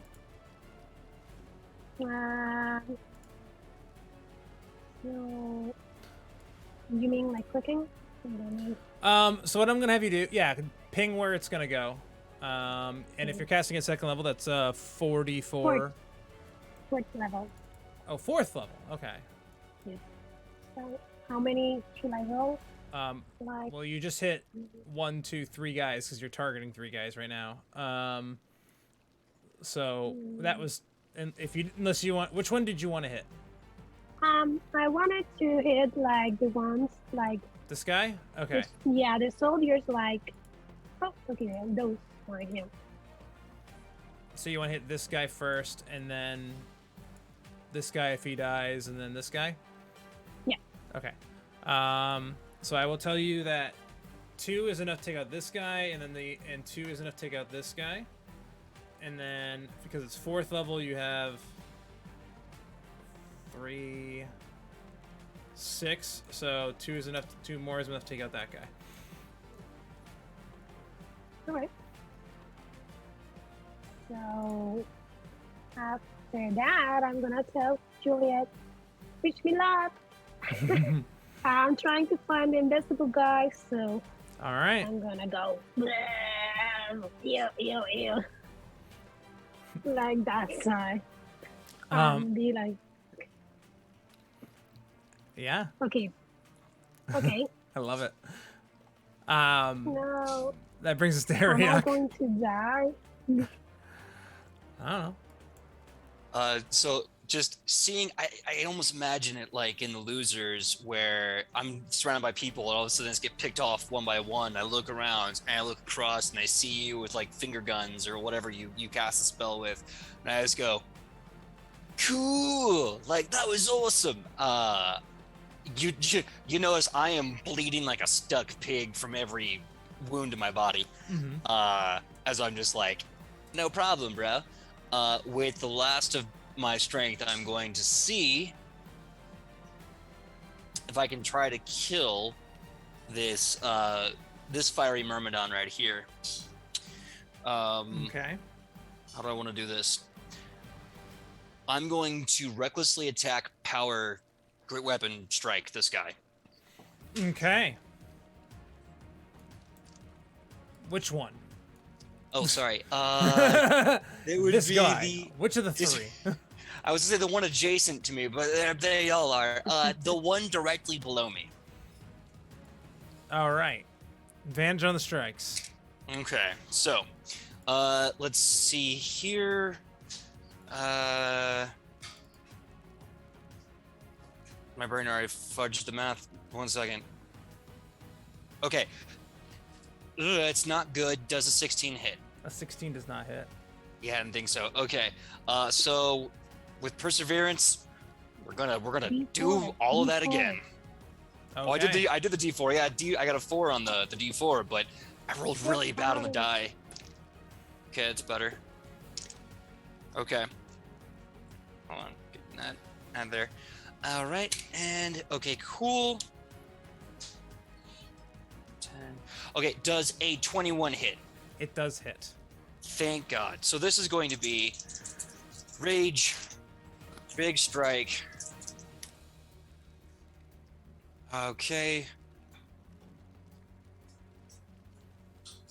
18, 9, 27 slashing damage to that one, and I'm going to, with that strike, use my second to last level 2 spells to do a 3d8 smite on this guy. Okay.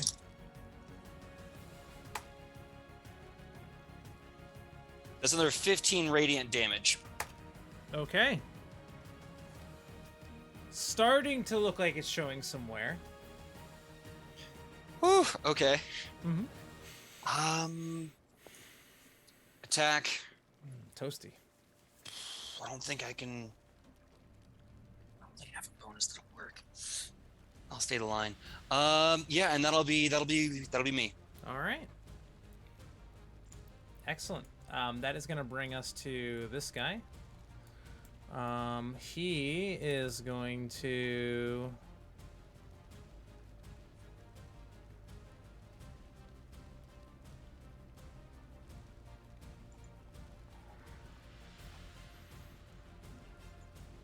He is going to target someone who has been causing a lot of issues, but no one's really taken care of, according to him.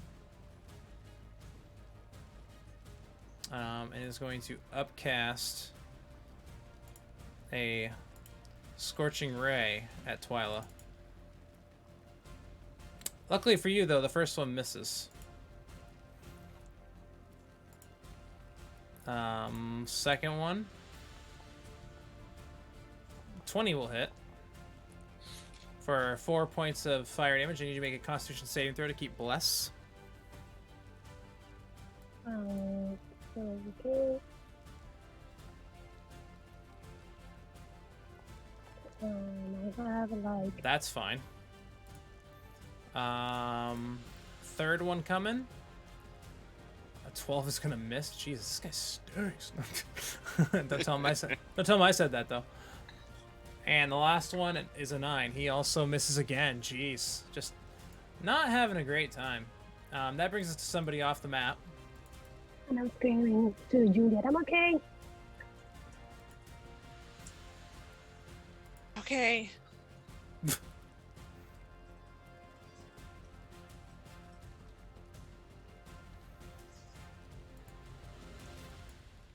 He is going to move and bust open a door.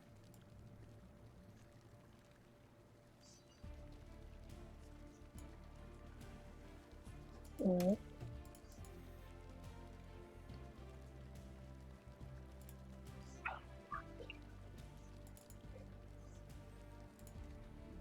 Popping out Gregory will go ahead and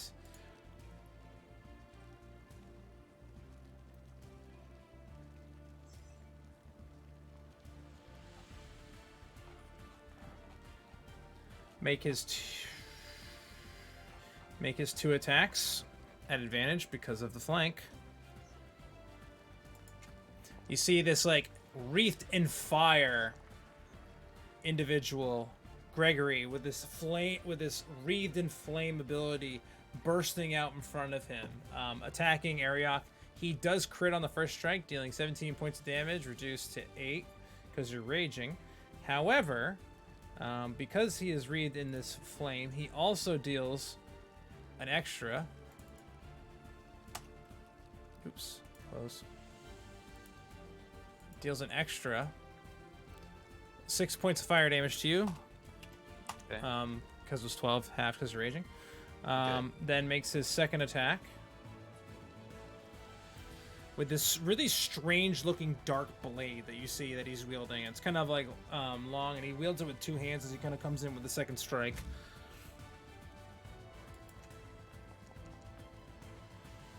.23 will hit for 10 points of slashing damage, halved because of the rage, plus another 2d8 fire damage.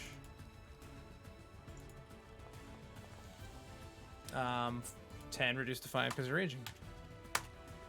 Okay. Yeah, You're at 50. yeah, I'd really like a heal. You know, no rush. You know, y'all got agency. I'm like at a third of my HP.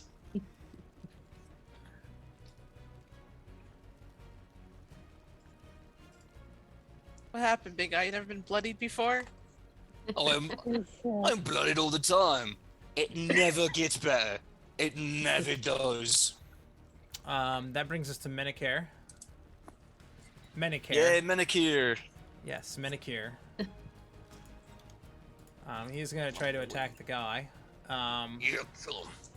He is going to take out his short sword that he also has on his hilt and just... yeah, third of your HP is Twyla's full HP. Yep.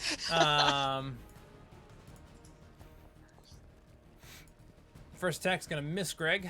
Second attack is gonna hit Gregory for 10 points of damage.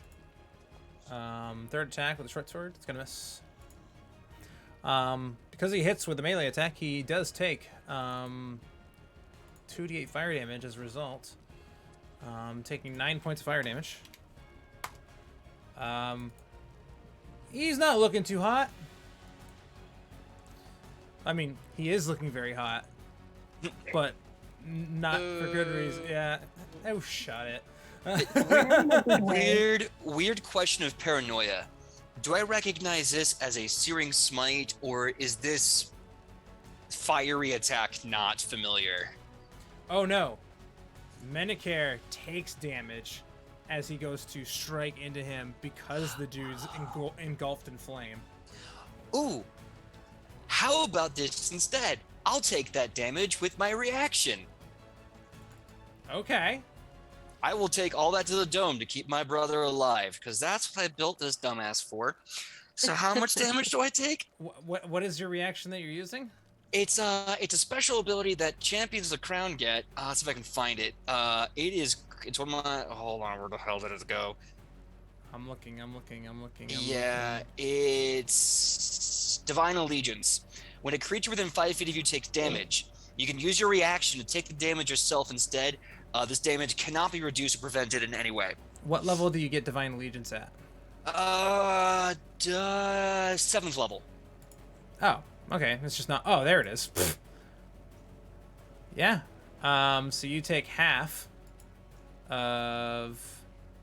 Oh, 9. I take everything he would have taken with that fire backlash or whatever it was that. Yeah. So he suffered. it's reduced to half because you're resistant to fire. So, so you take 4 damage. Okay. Right. I take only 4. It says it can't be reduced. Yeah, the damage to you can't be reduced or prevented in any way. So whatever he takes, I don't get to reduce because my rage. Okay. Fine by me. 40 HP. I don't like being 40. Speaking of which, thing across the way is going to attack you with 3 of its scimitar strikes at advantage. Come at me, bro. First one misses. Thank God. Second one hits. 5 points No. reduced to 2. I can take that. 19 hits. 6 points reduced to 3. Thank God. Juliet. Okay. So I should have healing spirit because that is something that I've always made sure to carry. Yeah, you can have that prepared. Yeah.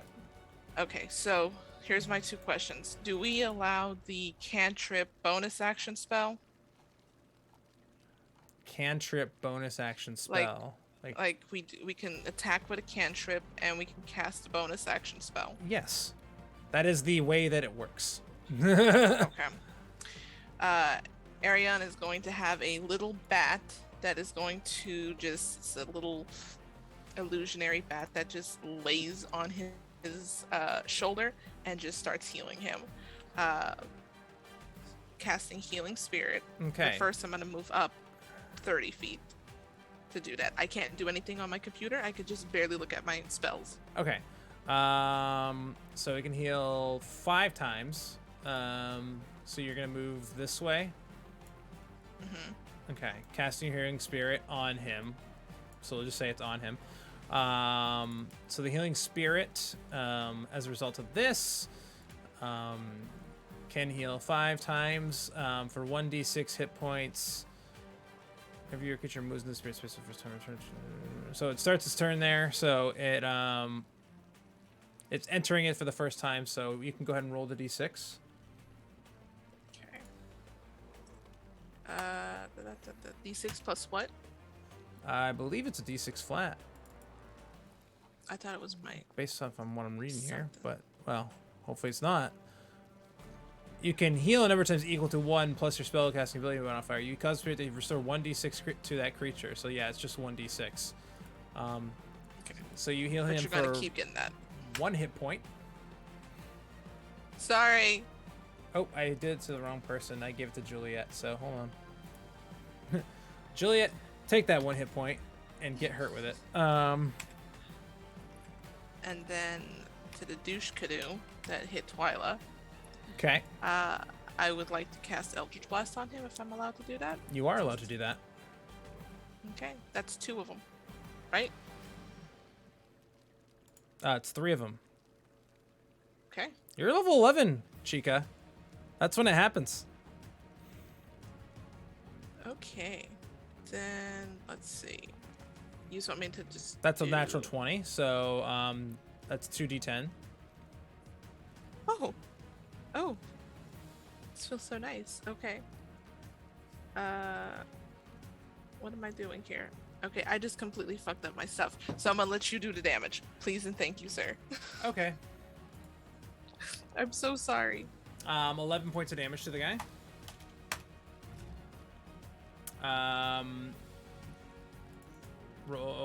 Do you want me to do the dice rolling and everything? Let me see if I can try to do this. Hold on. It might let me.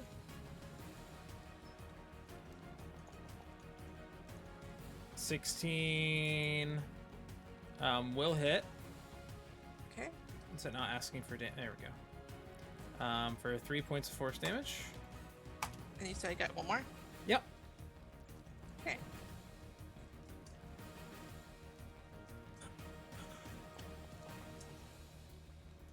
Uh, 12 hits.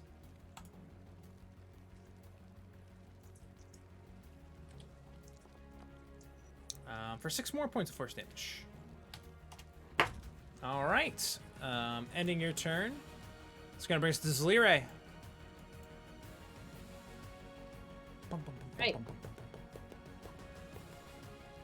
Running up to this guy. Okay. And just gonna go ahead and do, just double checking. Yep. So 2 attacks. 1 with my dagger, 1 with my rapier. Mm-hmm. All right. So first one, a natural 20 with my dagger Yep. for 8 points of damage. Yep. And then on my rapier, 20. That'll hit. 3 points of damage. That's okay. And that is it, because I think that's my action. And with my 2-weapon fighting, it is a bonus action to attack, right? So Okay. yes, so that's it. All right. This fire elemental thing is going to try to get its fiery strikes back. It does not, which is so unfortunate. It is going to once again attack Ariok, King God, 3 times. Bring it. Oh no. Looking like a lot of misses so far. Ah, there's a hit. No, it's okay. Missing is fine. We almost learned to appreciate it. So that's 8 points of damage just to 4 because you're raging. Okay. Twyla. Oh wait, sorry, not Twyla. One guy has to make an attack to make his attacks against you really quick. Okay.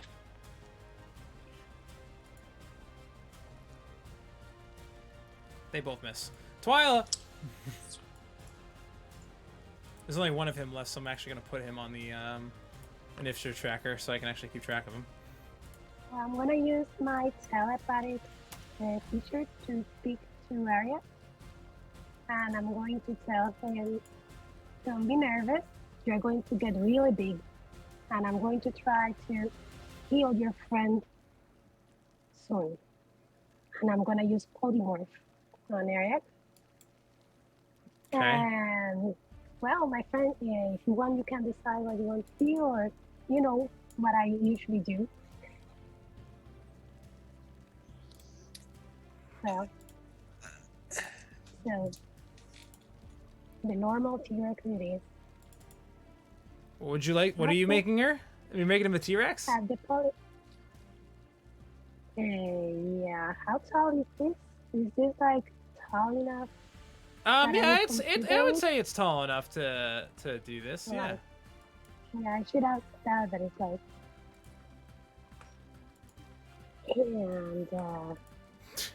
And I'm gonna start moving closer. Hold on, this guy's got to move out of the way now so we can see where Kyriak is.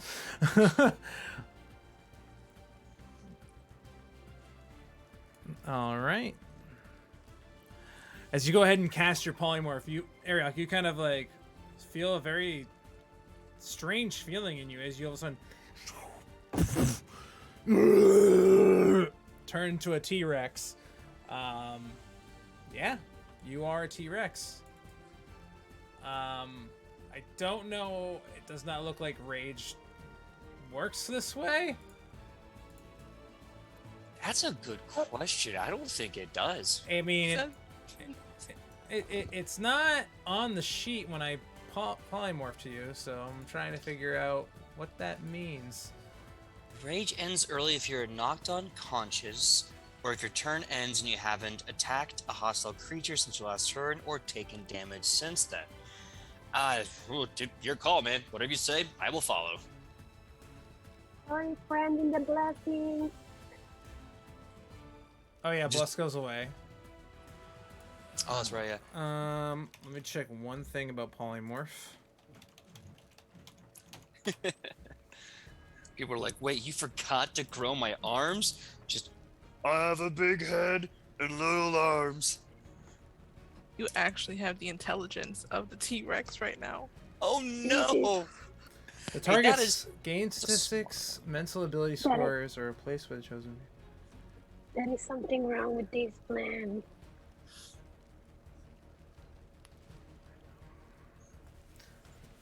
There's nothing there, so you are raging in as a dinosaur. Oh, I'm Beautiful. an angry chicken. Let's do it. Maybe she can. All right, angry chicken. Okay.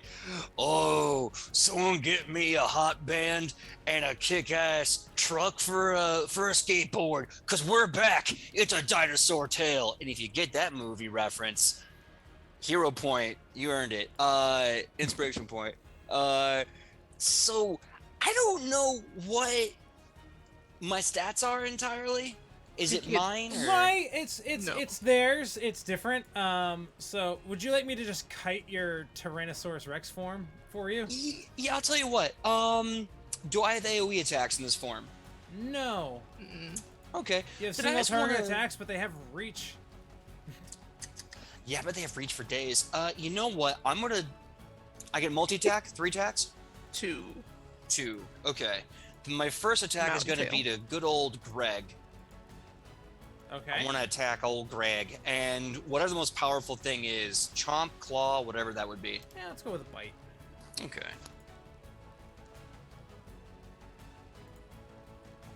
27 will hit Yeah. Oh, look at those D12s. for 40 points of damage. Jesus Christ. Okay. He is grappled and restrained, which means any attacks against him have advantage.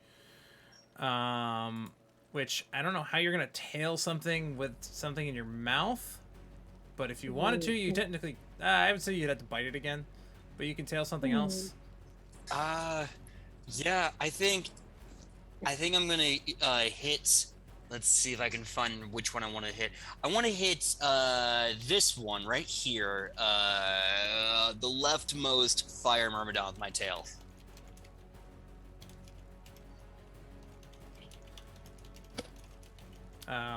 Good old Vidi let me know that apparently rage does end when you are polymorphed. That's fair. 12's gonna miss. You missed the fire elemental. All right. Now, remind me, because it's been a while since I've played a druid, and I don't know if this works the same way as that. Does my your HP, if you get damaged enough to bring it all the way down to 0, any carryover would go to your form.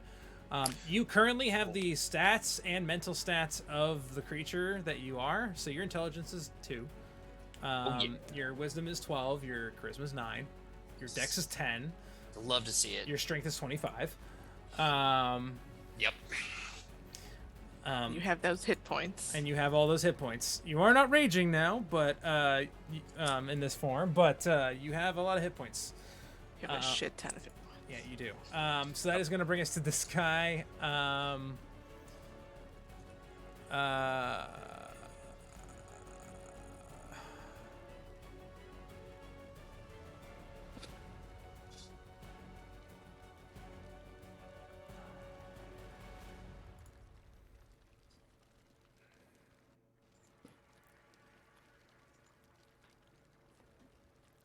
This guy.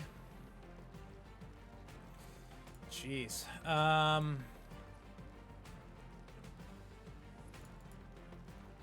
He is gonna cast Hypnotic Pattern on you two. So I need Wisdom saving throws from T-Rex form and Medicare. All right. Now this is kind of a weird, important question. I don't know how many of my abilities I get while in this form, my passive abilities, that is. None. You get. None. You are the creature. That makes 100% sense. Okay. 'cause I You're was not a gonna druid. That's very valid, because I was going to say otherwise my aura of protection would have an effect, but in this case, nah. Nope. You actually succeeded. Medicare failed because I rolled it before that. So you do not think this, but Medicare thinks that you have a giant stick of dynamite in your mouth and is afraid that you are going to explode. At least he cares, you know? Yeah, he cares. So he is worried about you. He is incapacitated. His speed becomes 0. Ooh, yeah, that's not good. Yeah, he's incapacitated. His speed becomes 0. That is going to bring us to Gregory. Gregory is in your mouth. Damn right he is. Oh, you didn't take your fire damage. Oh, yeah. Making that look in your mouth when you bite into a hot like a pizza pocket or something, like. Yeah, he's probably not tasty right now. he recognizes what this is and what the effect of this is. So in his haste, he is going to... It's only going to target one person, but he's going to do it. I have a question though. He knows that there's 2 magic users. Who does he target? I mean, he saw her cast the incantation, and then he poofed. I get your idea. I mean, he could tell when they go off. Like, Weird question. He is also grappled currently in my mouth still, right? Mhm. Would this provoke an attack of op? no, it's it's different than Pathfinder rules, unfortunately. No. Totally cool. Smart answer. Okay, I got advantage, right? Because no, not in dexterity, in concentration. Sorry. So yeah, you take 30 points of fire damage. You do have to make a concentration check. That's it. That's it. So that's gonna be a Constitution saving throw. 14. The DC is 15. But I got advantage because, right? The Ooh, are you aware? Warcaster? No. As a warcaster, What was it? I think she did should. you take it? I don't see it on here. Yeah. Oh, there it is. So You have Is it advantage. Yeah, advantage? so go ahead and roll it again.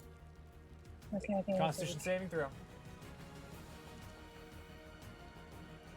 18 is enough. You do maintain your concentration. I'm burning. I'm burning. You are burning. I'm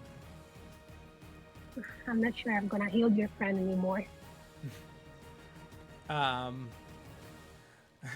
brings us to Medicare. Medicare is going to try to pull the stick of dynamite out of the T-Rex's mouth. Actually, he's incapacitated. He can't actually do that, I don't think. Can't take actions or reactions. Yep, nope, he can't do anything. He's just like, duh.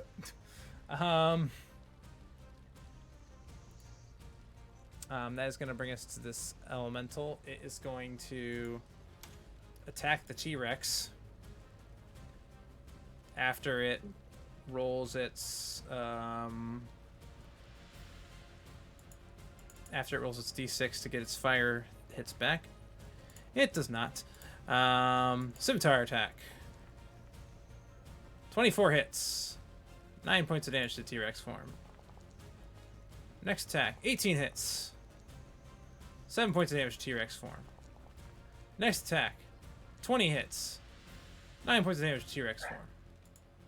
Juliet. Okay. Healing word to Twyla. Okay. Thank you. Technically, he also gets healing spirit, even in T-Rex form, I guess. As long as it's attached to him. Yeah, I just made it do it. Because he had a turn as T-Rex after you. So, all right. So healing word for Twyla.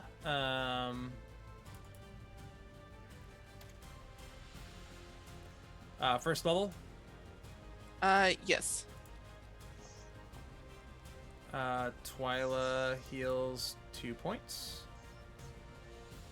Plus my. It rolled a 1 plus 1. What is with that? That is bullshit. Okay. And then, can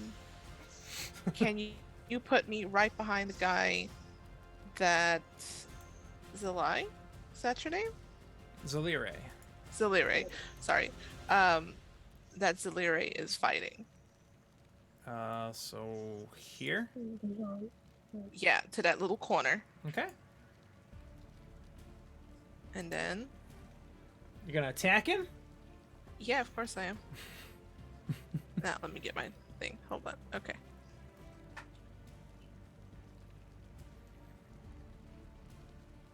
Calling to my Patreon for a little help and support. We are going to attack with advantage.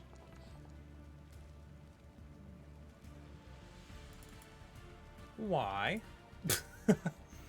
I should be flanking with her. You're not. I'm not. You can't. If you moved any further this way, you'd be in a wall.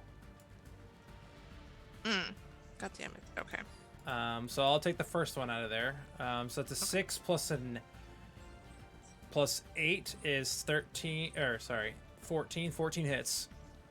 Okay. So didn't matter, but just want to make sure you knew that. Let's do versatile damage. Okay, that's gonna be 7 points of slashing damage.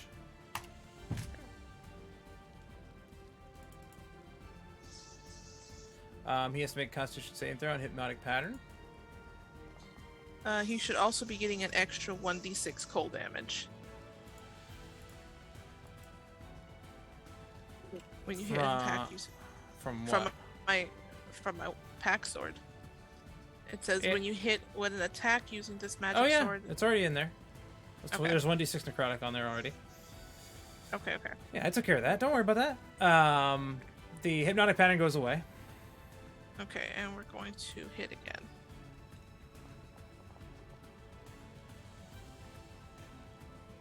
That's an 18. That'll hit. Normal. So it's action, bonus action. That's That should be everything. it, okay. Yeah. Yep. Zaliri. All right, well, this changes what I was going to do because now I can hopefully get a sneak attack. So she is going to use her rapier and dagger. Rapier first to attack this guy. All right. So target and son of a. Okay, that is a 7. And with my dagger, is that a natural 20? It is. Okay. It's okay So- because it still gets sneak attack because Still this with is the- because this is the first attack that of the turn that does damage. So that's 7 points of damage plus sneak attack dice. Plus- I believe your sneak attack dice is 66. 66 22. doubled, right? Because it's a. Yep, so it's it was a so 12 crit. so 12d6. Nice. Okay. So So I it's see 22. So I'll just double it to 44. Okay. How do you want to do this? Well, taking another advantage of the situation. Like that's what you're made for. Yeah, as Juliet distracts this whatever he was, disciple of the flame, just gonna come up and honestly just a quick slice across the throat with the dagger. Yeah, he's kind of like occupied with Juliet. You just kind of come up behind him and just like slice his neck. He just falls down to the Rogue's ground. gonna rogue. Yeah. And then another nod to Juliet, and then use my movement to go. Like I'm gonna take the long way around so I don't get an attack of opportunity from anybody, but end up right there. Okay. And then that is it. All right. This guy is going to use his flaming weapon to, not do damage to Twyla. That's not it. To make his weapon a flame, and then he will attack the T-Rex with his multi-attack for his 2 attacks. 20 will hit. 4 points of damage plus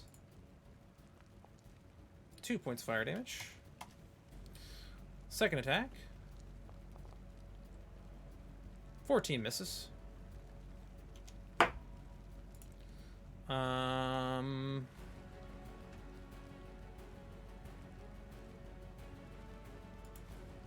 Brings us to this elemental. It'll roll its d6. It fails again. This is great. 3 scimitar attacks coming at the T-Rex.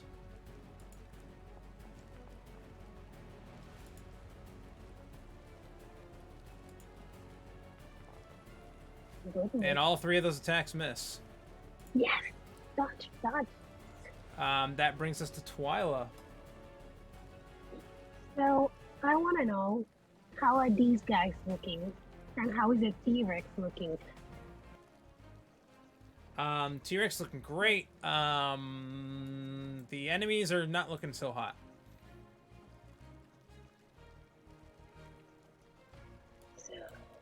So I'm gonna, from what I remember, the guys that are the flames, they explode when they die, or don't they?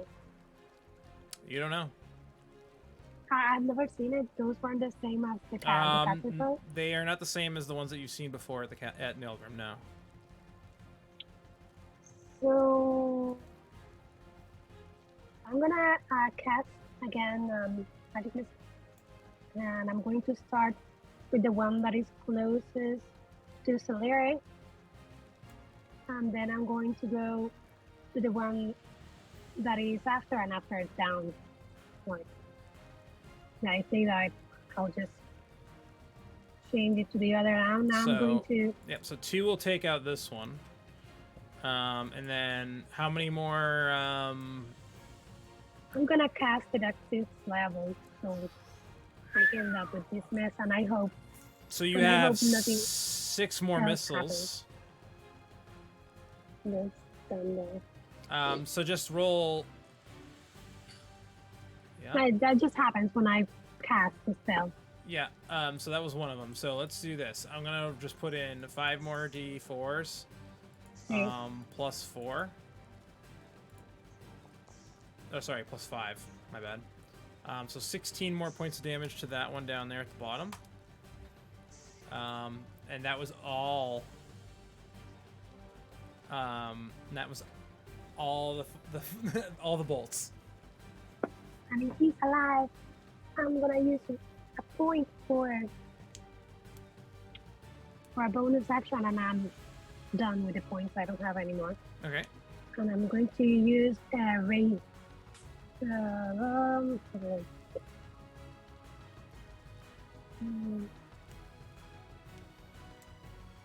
I used Word of Radiance shot. I thought I had another cancel. Someone.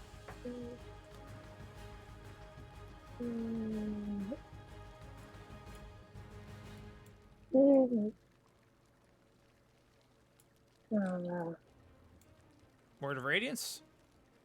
Yeah. All right.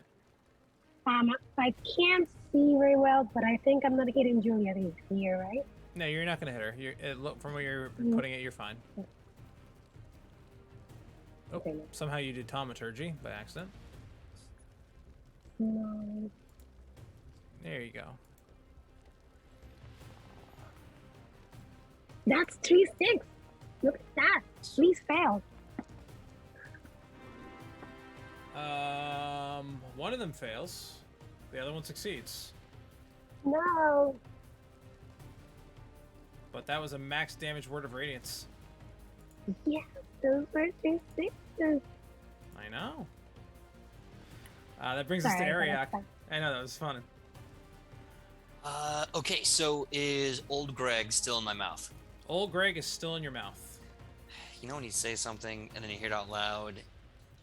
I Yeah. have that problem. I do that so much. Anyway, so I'm gonna keep chomping down on old Greg. You're just gonna keep chomping down on old Greg, huh? Yeah, and it doesn't get any better. I can't. I'm gonna keep using my bite attack. We can make it What worse. does What does he taste like? He tastes like Bailey's in an old shoe. No, he tastes like burnt pizza, you said. Tastes like burnt pizza. Yeah, the kind where like the cheese is like all charcoal and it sticks to your mouth. Yeah. Oh, terrible. So GM, you said you wanted to make the description worse. I'm very curious. What were you gonna say? I was gonna say you're gonna gobble down on old Greg. Yo, it's even worse. Yo, it's so bad. Okay. But oh god, I've got to focus. I'd like to make my bite attack against a grappled old Greg. You don't even want to know what I heard. What did you hear? Nope, I don't. Nope. I You don't don't want to know. I don't can wanna only know. hit the replay capture so many times before I just have the same clip like going over each other the entire time. Anyway, so you're gonna try to bite old Greg. Okay, go ahead and you're gonna bite Gregory. Okay, there we go. Go ahead and make your attack. It's at advantage, or I'll do it for you because you can't. So I'll do it. Yeah. All right. All advantage. 21 will hit. How do you want to gobble down old Greg? All right, so with him in my mouth and like the flames kind of coming out the sides, you see me kind of doing that thing where you're like a hot piece of pizza in your mouth. You're trying to, and then eventually you see me, and with one pop, blood comes out. Open my mouth, and I swallow him whole. Okay. Right Swallow down the him gullet. down.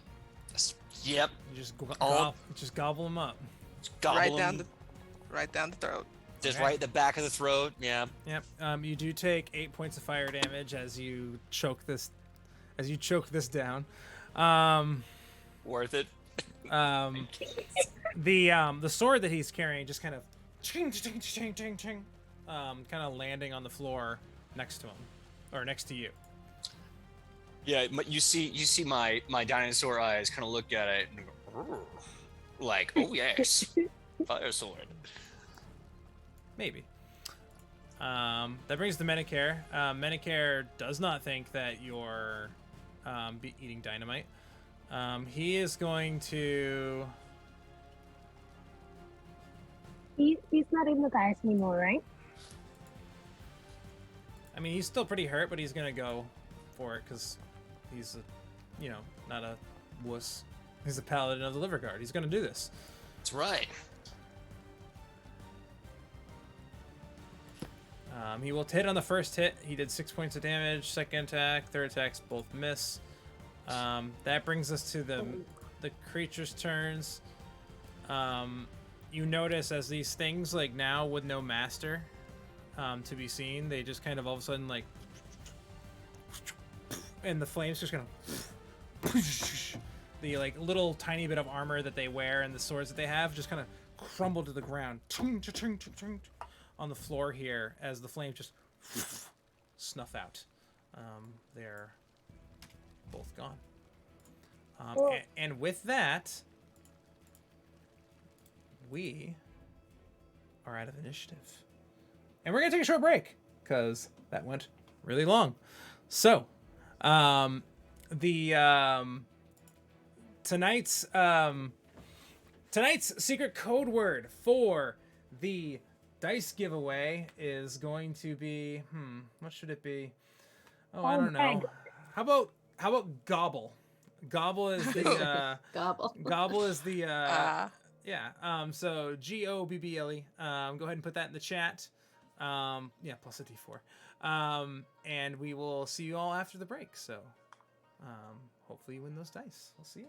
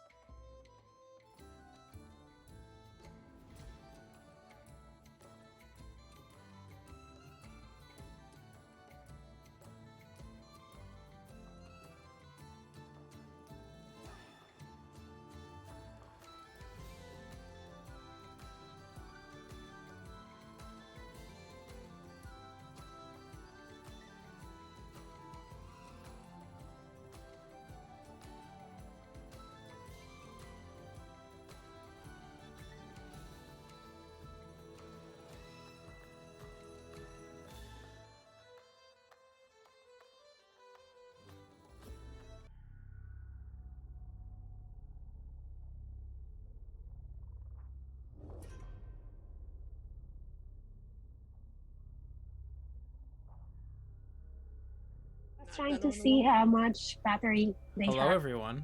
We are back.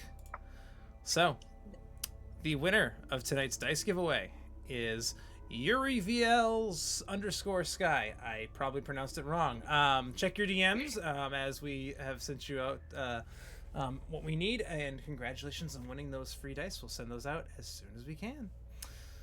All right. So, as you all... Juliet. You know what I have not done in a really long time, DM? What have you not done in a long time, Juliet?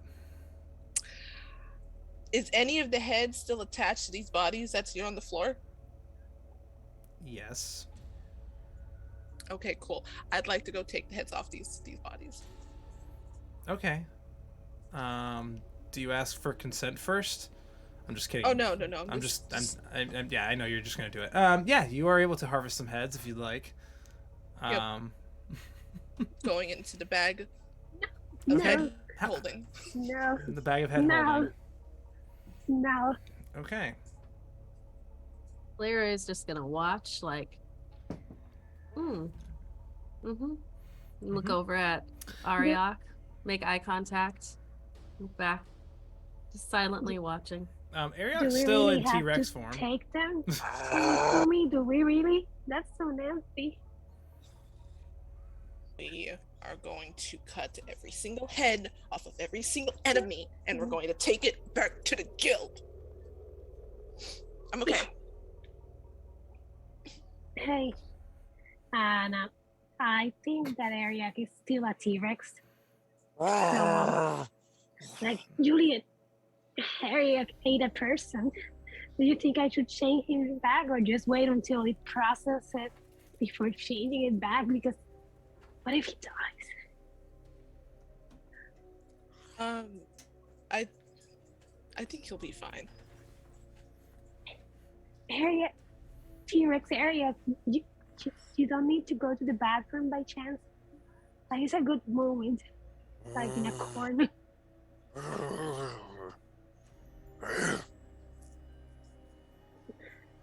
Well, I guess he said no. So I end up the spell. Wish for the best. Area- Like, Yeah. yeah, I'm basically trying to ask, like, how much longer does this spell last? But in dinosaur, which is like rar. Yes. Rar. As you back down to your normal form, coughing out on the way down, you see this kind of like wisp of a cape just kind of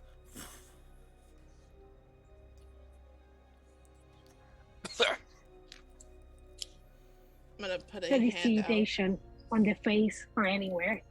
Like that. Yeah. Does anyone else feel really full?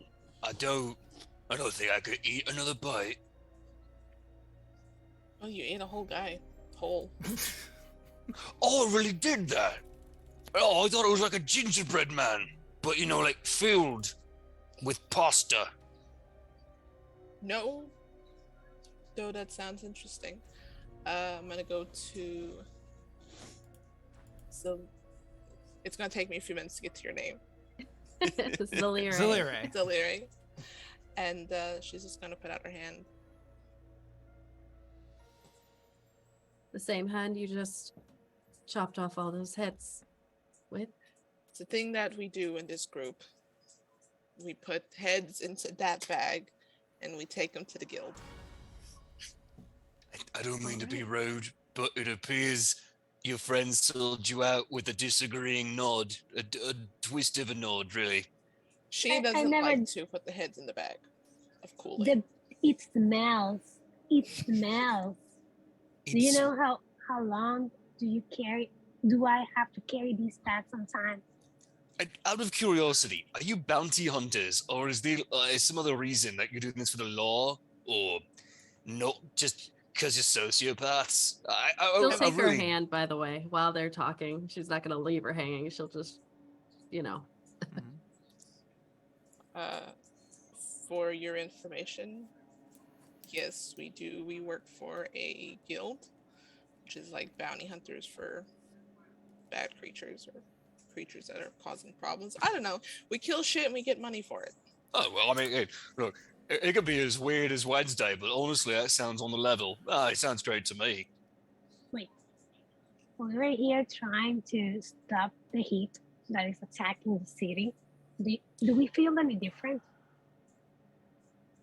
I don't think that was going to be the... Yeah, you don't feel any different. And during all of this, you see the other individual in the room just kind of staring at you all as Juliet is just kind of like cutting all these heads off of bodies, just like, Don't act surprised. This is shit that drow do. not all drow. At The least fuck? my family. Okay. Manicure, mate, they have a guild charter. It's on the up and up. It's totally legal, although a little squirmy. But it's legal.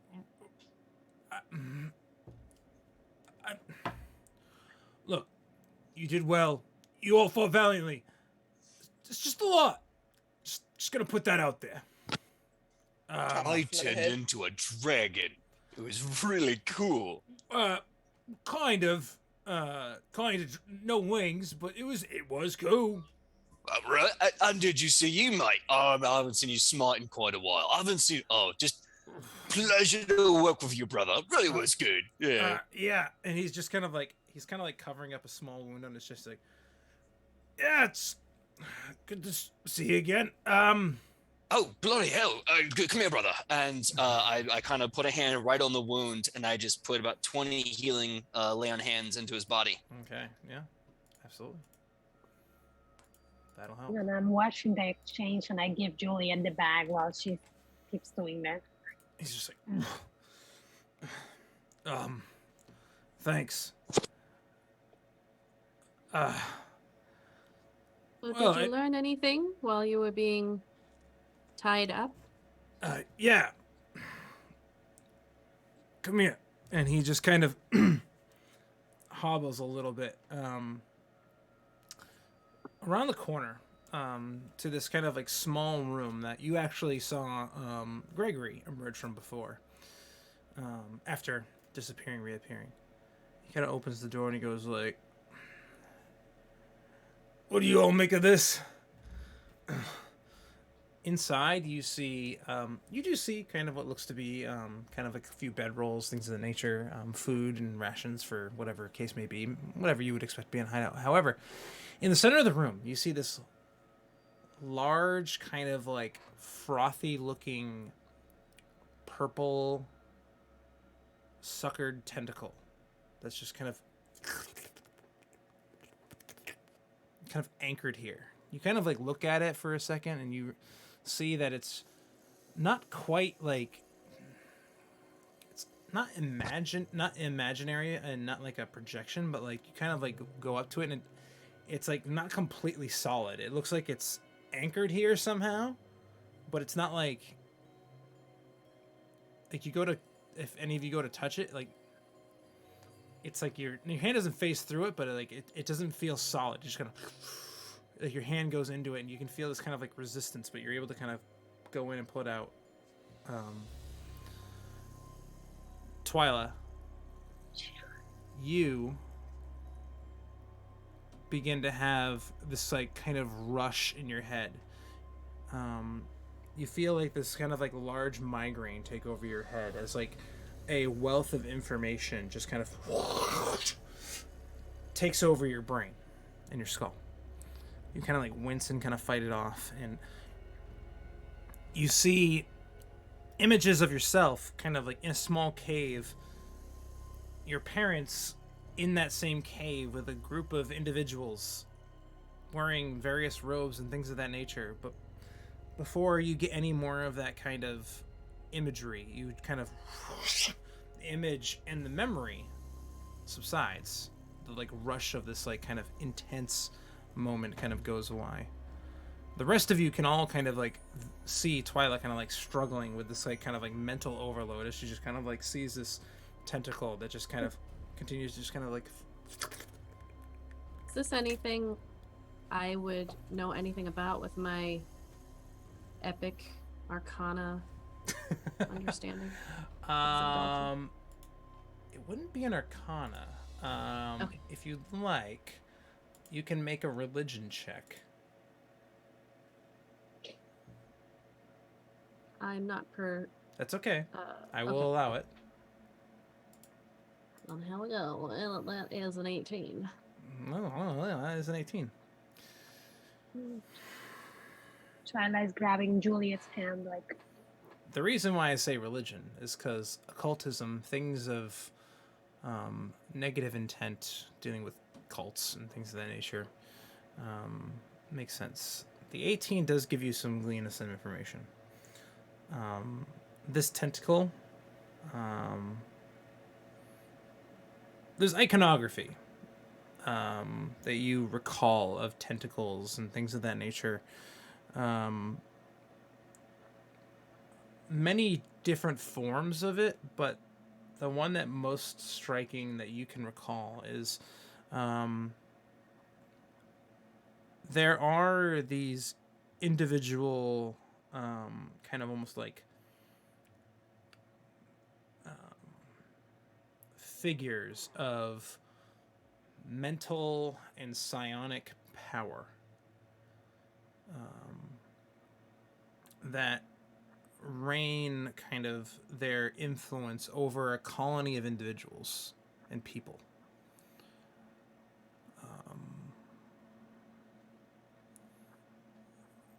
They do so by a number of means, whether it be utilizing the power of their psionics to control people, or utilizing various devices in order to be able to control people, or creatures to control people, creating this kind of almost like hive network of information that is all centralized to one particular being.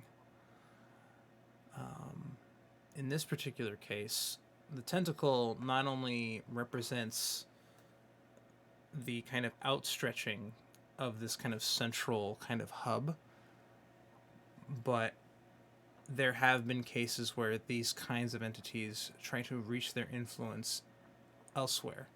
In order to do so, they have to tether themselves there. You gather that this is probably one of those tethers to this kind of like strange hive network of information. Deliri, do you say any of this out loud?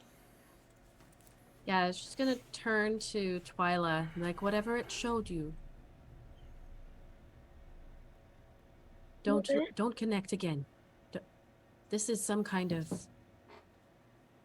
It must be linked elsewhere. I was In some. trying. Do you feel Juliet. all right? Do you feel like it's still connected? No, I'm not sure. Didn't we see something like this before, Juliet? With in that Okay. fight? I'm going to do something real quick. I'm going to do detect thoughts, and I'm going to tell her, do you mind if I get into your mind a little bit and maybe take it back? Do you consent to me playing with your brain? That's honey. Okay. If it gets uncomfortable, I'll tell you. Okay. And I think we saw this like in the fight with you know who. Well, and as we're talking, I'm gonna pull out a little bead, a little pearl, and kind of just roll it between my fingers, and then place it to the temple of her head, and I'm going to do detect thoughts, going as far as back as it'll let me. Okay. And what I'm looking for is anything that has to do with mind flayers. Okay. You kind of reach in, trying to bring back, try to observe any memories.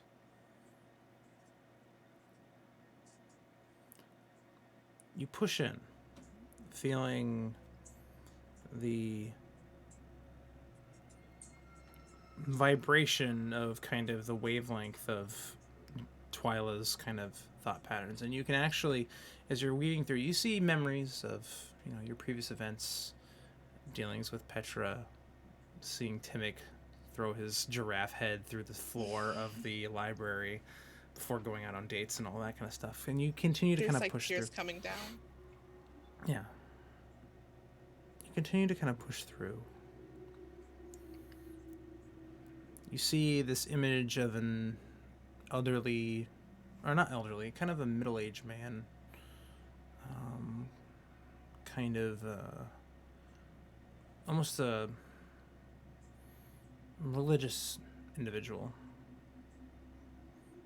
that's kind of taken her under his wing, training her, keeping her mind sharp, nothing nefarious or anything like that, and almost kind of like an uncle taking her under his wing. You push a little further, you find an older gentleman of kind of like gray-haired,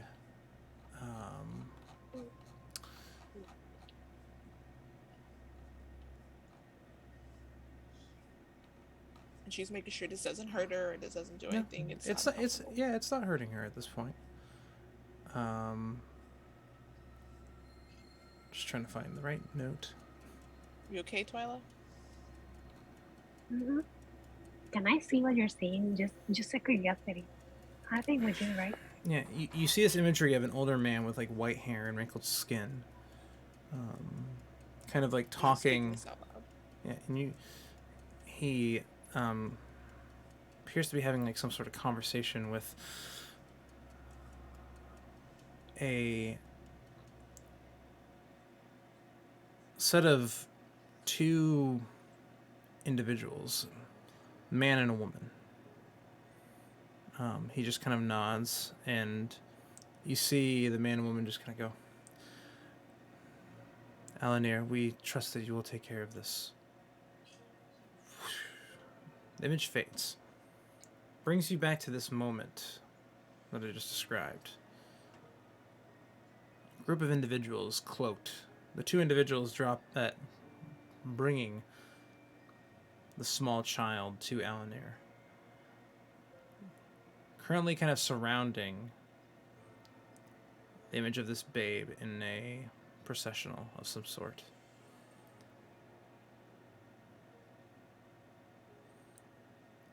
During this exchange, you eventually see these kind of tendrilled tentacles just kind of come out and begin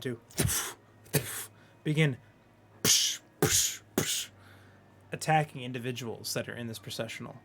Everyone begins to panic. Eventually, one of these individuals puts themselves in between the tendril and Twyla, the babe, currently laid out in front of this processional. The tendril fires through. You see, and you see the babe kind of almost pulse with this kind of like purple energy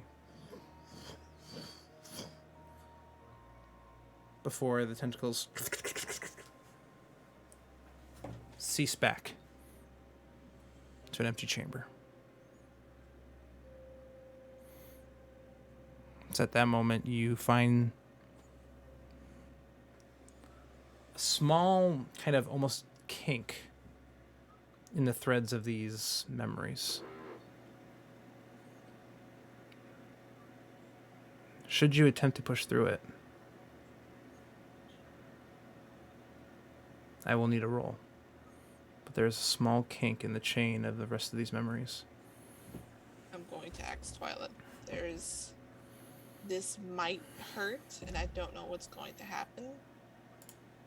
But there is a piece that's missing that I might be able to push through. It's up to you. If you tell me to stop, I'll stop.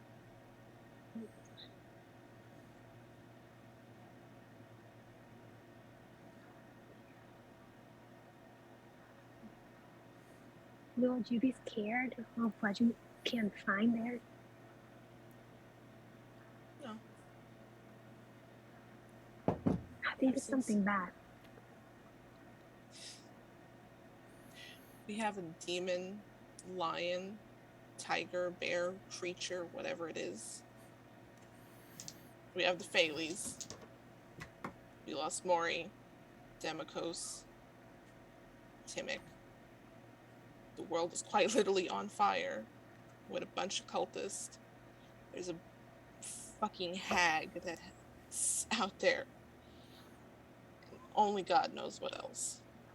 And it feels like we're the only people that's gotta take care of it. Nothing scares me anymore. Promise you will not hate me. And you can do it. I promise.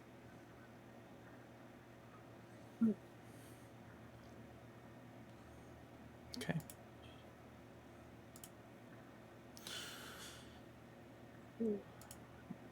Juliet, I would like you to make me a... In this particular case, I would like you to roll me a charisma check. Okay. I'm And going to. I'm gonna cast guidance. I'm gonna put your hands on top of you, and I'm gonna cast guidance. That's a I'm default. also. She's gonna cast guidance, and I'm going to cast enhanced ability on myself. You're kind of concentrating on your detect thoughts. Oh, Okay. So Very true. Okay. I'll allow the guidance, but that's it. Okay. Fair enough. mm, Charisma save or Just a charisma check. charisma? Okay. Plus So D4. plus D4. Zalira is going to be watching the tentacle to see if it's like reacting in any way to what they're doing. Okay. She has no idea what they're doing. Trying to taste 21. 21. Okay. The tentacle doesn't quite react, but you kind of like see it shimmer a little bit as Juliet begins to try to dive deeper. You can feel this kind of like tether, Twyla, kind of like in the central part of your mind, almost like something's tugging on your spinal cord as it reaches at the base of your skull. And as it pulls, you can feel this kind of... Juliet, you feel this kind of like grasp, and you go to pull.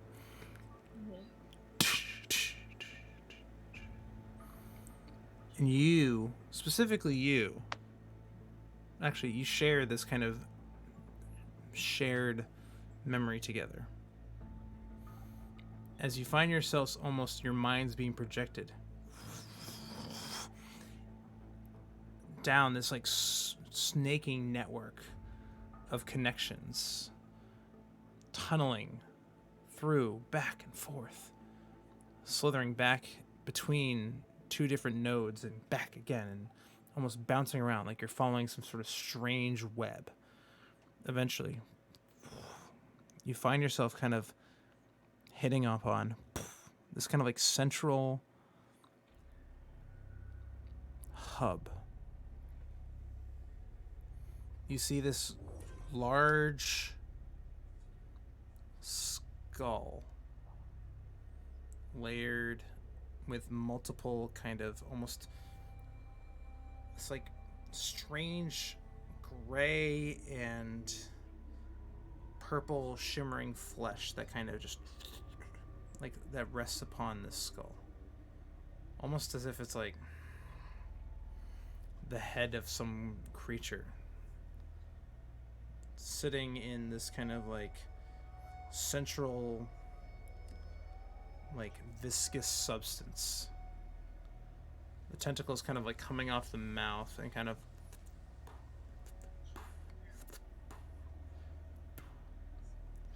you see them all kind of like landing here, kind of branching out in multiple directions.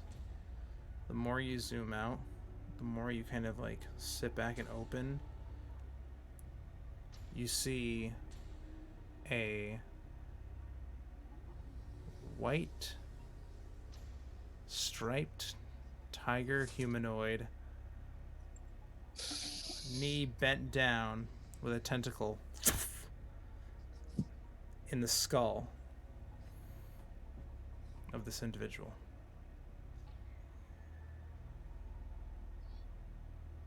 Before you find yourself being slammed back against the wall of this chamber as the disconnect between your spell and each other just kind of snaps. Pick yourself and brush yourself off. Okay. Questions. 1, do I recognize that as a mind flayer? Give me a religion check. At advantage.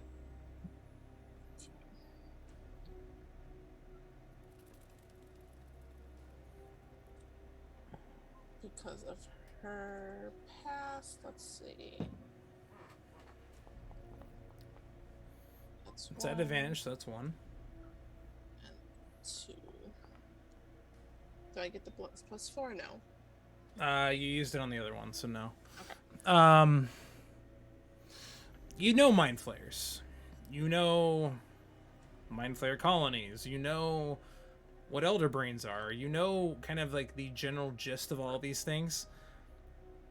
Whatever the hell this is, it's some strange, weird hybrid of something that you do not recognize. Okay. It's something almost like strangely unique. You've dealt with mind flayers before in your time living amongst your family in the Underdark. It's akin to this kind of relationship. In fact, it almost seems kind of like nearly identical, except for this weird symbiotic relationship it has with other things. You can't really quite connect the dots. So I'm going to Twilight. relay this information. Oh, That is just scared, like holding on to you and telling you, asking you, like, what is it? I don't know. And I'm going to relay all this information, and I'm going to hold that last little part for just a second.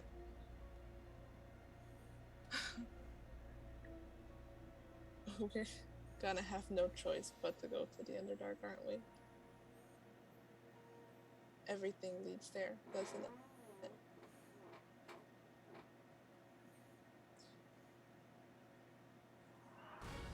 Just gonna turn to the group. So these past few days it's been intense, to say the least. And I think I should tell you guys a little bit about what's going on. I have an ex-patron. Hi, Warlock. And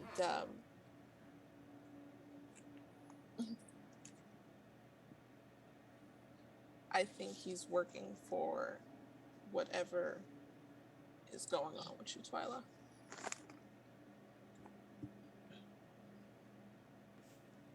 Shakas is not just so heavily intertwined in my life, but also yours.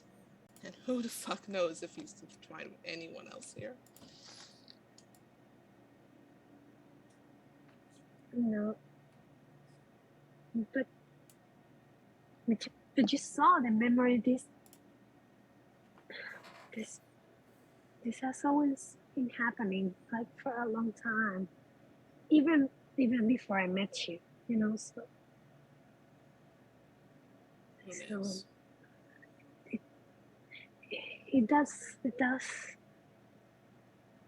look like bad news. And when I look at Celeri and Ariak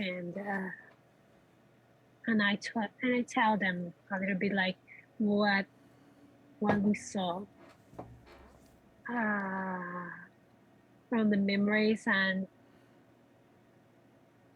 while I say it, I'm looking like anxious, like, okay, this is what's happening, and this is sort of what I am, and she's just waiting for them to see what they do and what they think about the situation, see if they know something. And I keep holding like Juliet's hand, like trying to find that reassurance. She squeezes your hand, but she just looks very lost. Lyra is just gonna look at Ariok like, is this in your wheelhouse? I think if I look back into my history, I can very clearly say I have no fucking clue about any of this. I'm a simple man. I live and die by a very simple promise, and that is to see good people thrive. I don't know what your past is. That doesn't matter. I don't know where you're going. That doesn't matter. I know what your heart is. What your heart says, that matters most. Your heart says you love each other. Your heart says you're scared. And if you don't stand in a line and face it eye to eye, it's gonna turn to something ugly. I have no idea what's down there, but I say, all right, let's go down there together and kick its ass, eh? If it hasn't, does it have an ass to kick? We'll find it. I'm sure you can, Ariok. You can find anyone's ass to kick. I'll stick a sword up it and use it like a Punch and Just Judy make puppet. one. Exactly. Make one. Yeah. So I just squeezes Juliet and then goes out to give Ariok a hug. And if Salir is close by, she's also going to give her a squeeze. She'll lean in and she does the pat. You get a big two-handed bear hug from Ariok, who like rubs his chin on the top of your head, gives you a nice little noogie, and then gives you like a bro kiss. Just gives a little bro kiss on the head and goes, "It's okay, kiddo. You're doing tremendous. I know it doesn't feel like it, but you're doing tremendous, kiddo." Mwah. And I kind of toss you back. Be careful with the bones. All right, you're squishy. I'm sorry. I forgot. Menacare just kind of like standing there, kind of like watching this, just kind of like. Hey, fist pound it. That's what we do. Yeah, he just like fist bumps himself. Oh, no, I'm not leaving you hanging, brother. Hit my knuckles. Let's do this. He's like, oh, yeah. Yeah. Oh. And I go back to Juliet and look at her. She is holding on to herself. I am so fucking angry.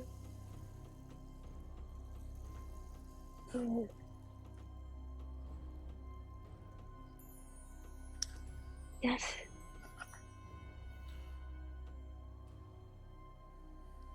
I need a drink. And I need a tree. I'm gonna go find both of those. Right.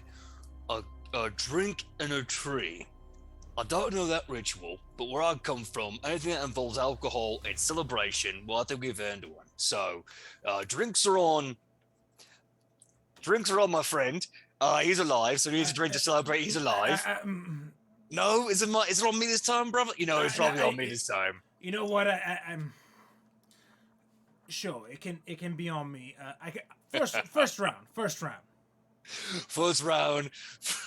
First round's on Medicare, everybody. Yeah, Are we and only the first round. Can we get out of this like glorious basically like cesspool of a bathroom here and get out of here? This kind of stinks. Well, This place is absolutely a crime. We need to destroy this place. Let's see if maybe the first round can be on them. Is there anything of value in here? All right. Looking around. You do find a rather well. You find the cloak, kind of a nice long, kind of like black, kind of like cape that kind of comes up to the side. Nice kind of like collar that kind of comes here. It's like kind of lined with like red velvet, or no, red silk on the inside, but black. You also find this like the sword that Gregory was using. This kind of like long, great sword with almost kind of like it appears almost like I'm trying to think of the best description, but it's like scorched like black metal, almost kind of like tungsten or something like that to an extent. But you kind of like see that it's like this dark steel kind of like blade, and innately I would say too that I'm just checking one thing to make sure this is a thing. If Twyla ends up casting Detect Magic with a ritual, you will be able to see that this blade here is magical in some way, shape, or form. It's a very intimidating kind of blade. Like it's very large, but it's also just kind of like this kind of like dark, almost like black. Not quite obsidian, but like just this like kind of large black blade. Here. As far as checking in the other bodies, you do find approximately like 10 gold pieces amongst some of the like common folk here. You don't really find a lot of gold in general, other than the most of it's carried by Gregory. No surprise. But it seems like this collective to be able, give me an investigation check. Either one of you at advantage or two of you. Have advantage on investigation. Okay, so you. Plus 10. All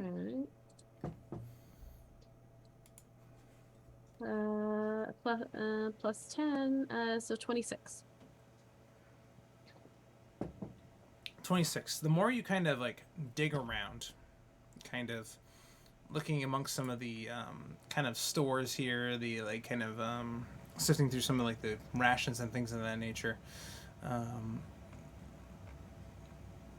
the more you look around, you find kind of like missives,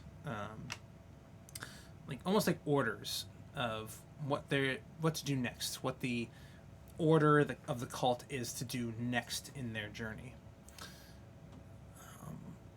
You do read that the next target, where they can bathe the world of another deity, is the Temple of Etchia, and her library of chronicles and the knowledge it possesses within the town of Pinewall.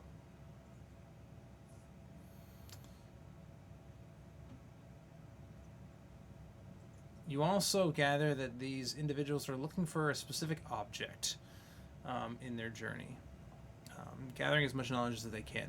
They seem to be kind of looking for the orb of the eternal flame.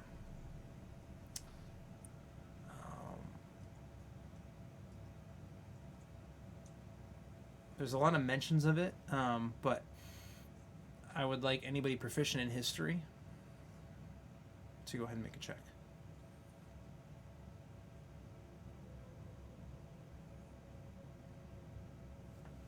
Bueller? I'm not proficient. Oh, damn it!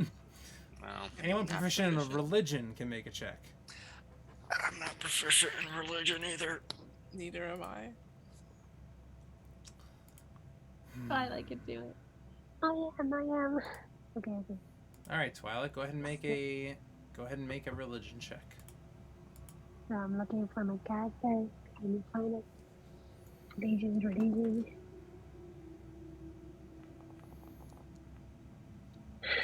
Okay, not bad. Orb of Eternal Flame. Excuse me, the Orb of the Eternal Flame. Sounds important. Not quite sure what this object is. but you do recall that to the south, southern part of the kingdom, the Order of the Eternal Embers, a kind of magical arcane society and training ground for aspiring members. I mean, they are the Order of the Eternal Embers. Maybe they know something about the Orb of the Eternal Flame. Did we see them before? You might have. So I Or you might have met a member of them.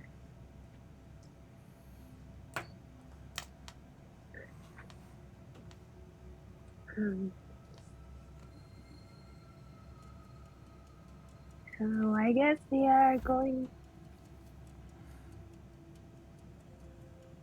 They got 2 objectives, and I think, Juliet, that all those times that I made fun of you, because if you know what, we're worthy, because look at what's happening now. So It's okay. You can make fun of me. That's so much over here going on. you know what? Okay, so we are in this together, I gather. Because one way or another, we need to find that guy. He also killed me, in a way. So I would like to face him, but I'm a little bit nervous too. So what are we going to do? So Larry and Juliet, what do you think we should do? Well, after resting, because my magical core is absolutely burnt out. Of course. And to be fair, I'm just gonna kind of let the coins go up in the air a couple times. Our first round is on the cult tonight. Yeah, absolutely is. And I'm bleeding to death, so we should probably go to the tavern. Oh, honey, I'm so sorry. Oh, And no, it's fine. She'll cast Cure You'll be Wounds on fine. him. It's okay. Oh, thank you. I really appreciate that. I'll get better soon. A few points in me, and it'll be like nothing ever happened. We should visit Ikumi to deliver these heads, please, as soon as possible. Oh, you don't like the heads hanging around? If you don't mind, you know- maybe I'll get a Take head back 5 start. points. I didn't mean that was a pun. I did not mean That was punny. No, unintentional. we Purely. need another bag. Do you know I can't put food for us here? Would you eat food I have if I Maury's put it bag. in the same bag where she puts? So maybe we should change. Yeah.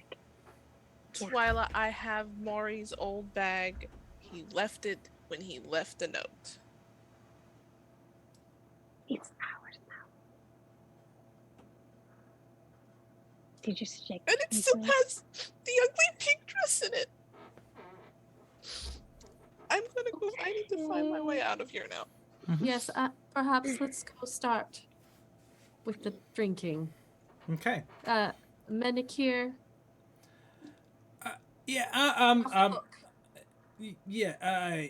Thank you. I should probably get moving on to my next. Well, I'm moving south, so appreciate y'all saving my life, and if you ever need to call upon me again, I'm more than happy to, help you out all in the future. But after tonight's rest and merriment, I'm probably gonna head off and shove off for the next morning, my next destination. Of course, brother. It was always great to see you, and I'm really happy that you're alive. And me too. Coles. Yeah, me too. Yes. Oh, don't need a repeat. Anyway, you have a blessed journey, and I'll see you again, brother. See you on the other side, brother.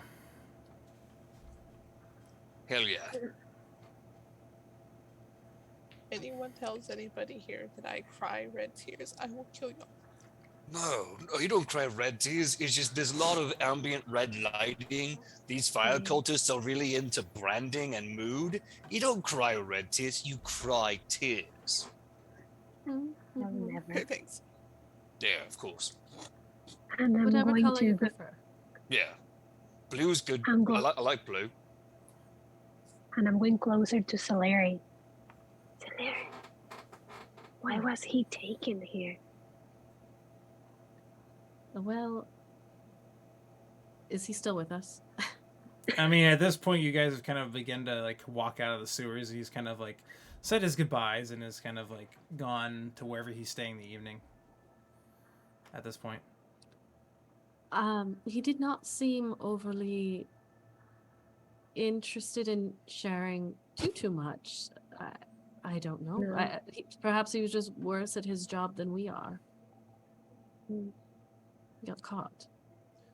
He's a brother of the liver guard. He probably did his duty, got caught doing it, Very got loudly. stuck Yes. in a. Yes, I mean, case in point. All right, we're not subtle. It's not our job to be subtle. That's why Big Z is amazing. She's like a ghost. One minute she's there, and next minute she's gone. And sometimes I get a little like my anxiety kicks in. I'm like, where did she go? She was right here. Why did she leave me? But then I remember, it's just away. She'll be back. Okay. It's not suspicious. Not everything's okay. Yeah, absolutely. Here's what I think. I think we should get absolutely disrespectfully smashed. Make some bad choices. Wake up tomorrow, hungover, nauseous. Have a very gross breakfast, and then just forget this whole day happened and just move on to the next day, right? I'm just laughing. Yes. I'm gonna challenge so many people to street wrestling. It's gonna be great. I am not drinking milk tonight. And if anyone lets me drink milk, please punch me. Oh, you heard it here, folks. Ariok will be making that truth. Anyone gives her milk, I will slap that out of their hands like a nanny. Just no, ma'am. okay. Do people go around handing out milk in the establishment we will be going to? Or would you have to like order it yourself? There's always milk in every establishment I've ever been to. That is interesting. It's not gonna be tonight, don't worry. And I grab her hand and I grab Salaria's hand and start pulling. Ariel. All right. So All right, let's which go. which Pick you place, both up. which tavern watering hole are you planning to go to? Are we still in Nelgrim? You are still in Yeah. Milgram, yeah. Trinky We can be there. Tricky. All I right. turned to Twyla. You want to do the Trinky Inket because we get half off there? And Jezen makes sure to put a little pillow under my head when I fall asleep on the table. Oh, Yeah. So making your way, you eventually make it back to the Tricky Ingot Tavern. You see a non-kind in the corner, just kind of like see you all walk in. She just kind of like shakes her head and like the. I have heads, Anon. Them. Great, dear. Glad to hear it. And you see Jezen, the kind of bald, mutton-chopped, with mustache, kind of dark-skinned, muscled bartender, just kind of like, oh, hey, you're all back. Good to see you all again. What's everybody having? Milk, I assume? You put No milk milk. in front of me. I will No. punch you. I'm no sorry. milk. Not today, mate. All no. right, all right. Didn't know if you were still going through that. What are you? What kind? Oh, you're celebrating. Celebrating what? And I The point fact to that Juliet. drinks are half off here, and she's gonna drop the 10 gold on the. counter. You bring up a point. All right. Summer home wine all around. You have fire water. Yeah, I've got that too. Sure. water. Take the fire. Firewater. Really? I mean, what you've After given this me is fight? enough for 2 of the full handles. Is that what you actually want? Is 2 whole handles of the stuff. All right, and he just. I'm gonna put down. Safe. I'm gonna put another 10 down. An entire bottle. Don't ask questions. Just don't get messy tonight, please. Just put the pillow underneath my head when I fall asleep on the table, Jason. Yeah. We're getting sloppy, mate. You either ride or you die. You're ready to make some bad choices. Let's go. And I whispered to Soleil. I preferred the Dragonborn. He carried you up to bed at least at the end of the day. All right. Right. And he just kind of. I'm gonna turn to Arion. Okay. I'm a sloppy drunk. Love it. I'd like to be Maybe. put into my bed, please. You want me to put you in your bed when the time comes? Yes, please and thank you. All right. Do you object in color? Do you make sick? Yes, all the time. Okay, I'll bring a bucket. Thank you. Of course. The bucket's already upstairs, actually. It's by my bed. They know me here. We do That's so this. lovely. This is an average day. Average day. Oh, all right. I'm looking forward to an above average day. Oh my god. And here's where she kicks the bandwagon, yo. No. At some Twyla's point, gonna- Valeria's gonna. Oh, sorry. Go ahead. No. Twyla's just gonna watch and drink and laugh. But not so much. Valeria's gonna unhook her flute after everybody's like a little bit like that rosy cheeked kind of buzz from her strap there, and she's gonna play at some point during the night, just some upbeat ditty. Yeah, just some little upbeat ditty. Go ahead and give me a performance check. Why not? All right, so I'm actually so I got +1 to performance, but I am proficient with my flute. So plus my proficiency is a 4, so that's a 22. It is a 22. You play the greatest tune. In fact, you actually do get some tips. You get about 10 silver pieces worth of tips from various patrons at the bar. Everyone seems to be having a pretty good time. Yes. Can I call you Z? Is that okay? That's so... What you're doing there, it's so nice. It's so Of nice. course. Call me whatever you'd like. I answer to it all. Don't say that. I'm It's gonna call fine. you Z. And your name is Z. Hey. The big guy. I used to call the other big guy, but I'm gonna start calling. You're much bigger than him. Did I ever tell you the time that we took out a chimera? No, that would be a really good story. They cannot be easy to kill. It wasn't, and it had minions, and it was, we were surrounded. And then she's gonna tell him all the stories that they've had these past several months Okay. until she gets fucked up. Yeah. And her hands is like touching his face, and it's like doing the. And he's looking like a confused dog. He's like, She's one of those. yeah, just looking like a confused dog, like, yeah. And then when you get sloshed, like a big brother, eventually when the drinks start coming, when you're way past, he's like, no, she's had enough. You get away. All right, it's baby bedtime. Come here. And I like throw you over my shoulder, sick all down my back. And I'm like, doesn't matter, wash it out later. Put you in the bed, get you the bucket, get you some water, make sure you're all tucked in. And I walk downstairs, and you hear my voice echoing like, all right, baby's sleeping. Who wants to wrestle with daddy? Let's go outside. I'll take an all comers. Yeah, there is a number of people who are ready and willing to kind of like, let's go, and they all kind of like start gathering around. Crane has kind of like circle around where you guys can have like your little fight club, kind of enjoying the merriment here and everything. Oh. Delira will only allow herself a light buzz. She doesn't get wasted. That's a good thing. Mm. Can you give me a perception check? Twilight isn't either. Like, she's not gonna get drunk because she's scared about her mind. All right.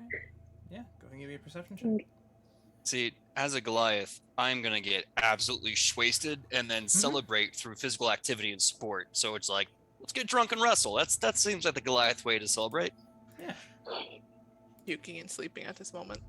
That's the college way to celebrate. Oh, so I rolled a 4, but I have reliable talent. So if I make an ability check, that I get to add my proficiency bonus to, Mm-hmm. then I can make it a 10. Mm-hmm. So that's a 15. 15. And Twilight has a 15. We are side by side, like walking. Okay.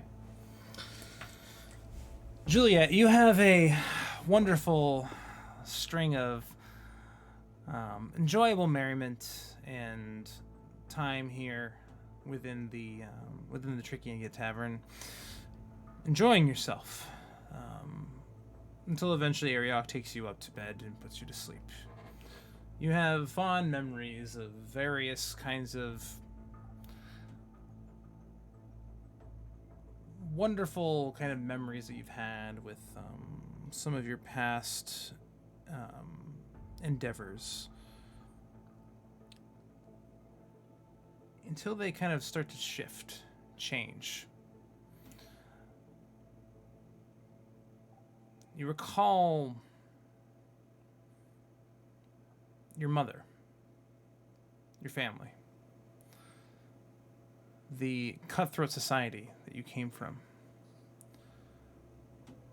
Reminded once again of the hierarchy of the various families within this particular society. I would like you to roll me a perception check at disadvantage because you are drunk. Alrighty. Give me a second.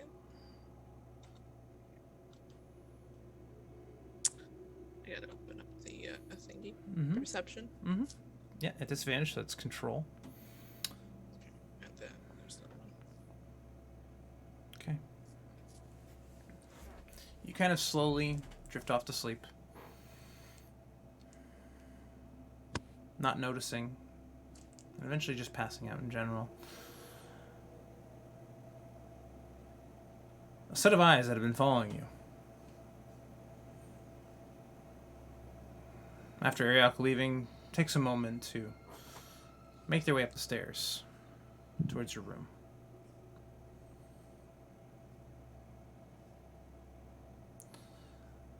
Zeliri and Twilight, you both kind of catch this individual. However, you only see the door to Juliet's room kind of go from... You at one point kind of see Ariok and you kind of like watch him, and then you see the door close again. A second time.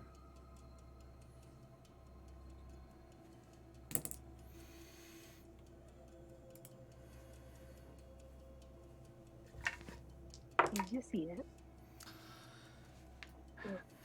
What's your AC? So, 16. Okay. That hits. You wake to a sharp pain in your chest. As you stare into the eyes of what was one of the bar patrons before. Suddenly just the disguise coming off.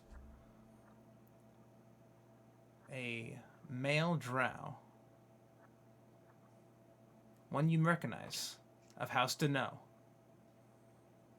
Standing over you with a sword in your chest. You take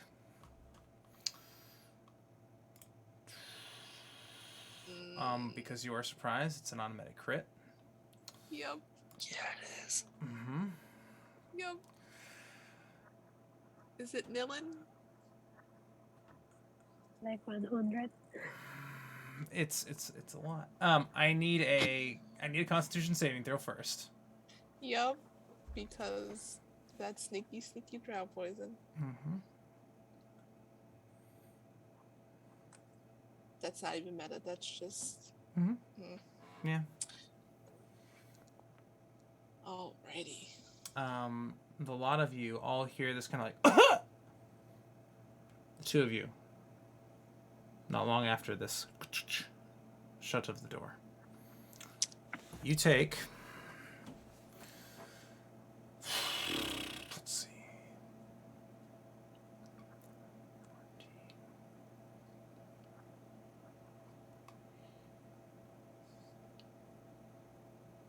It was punishment from the gods because I got drunk.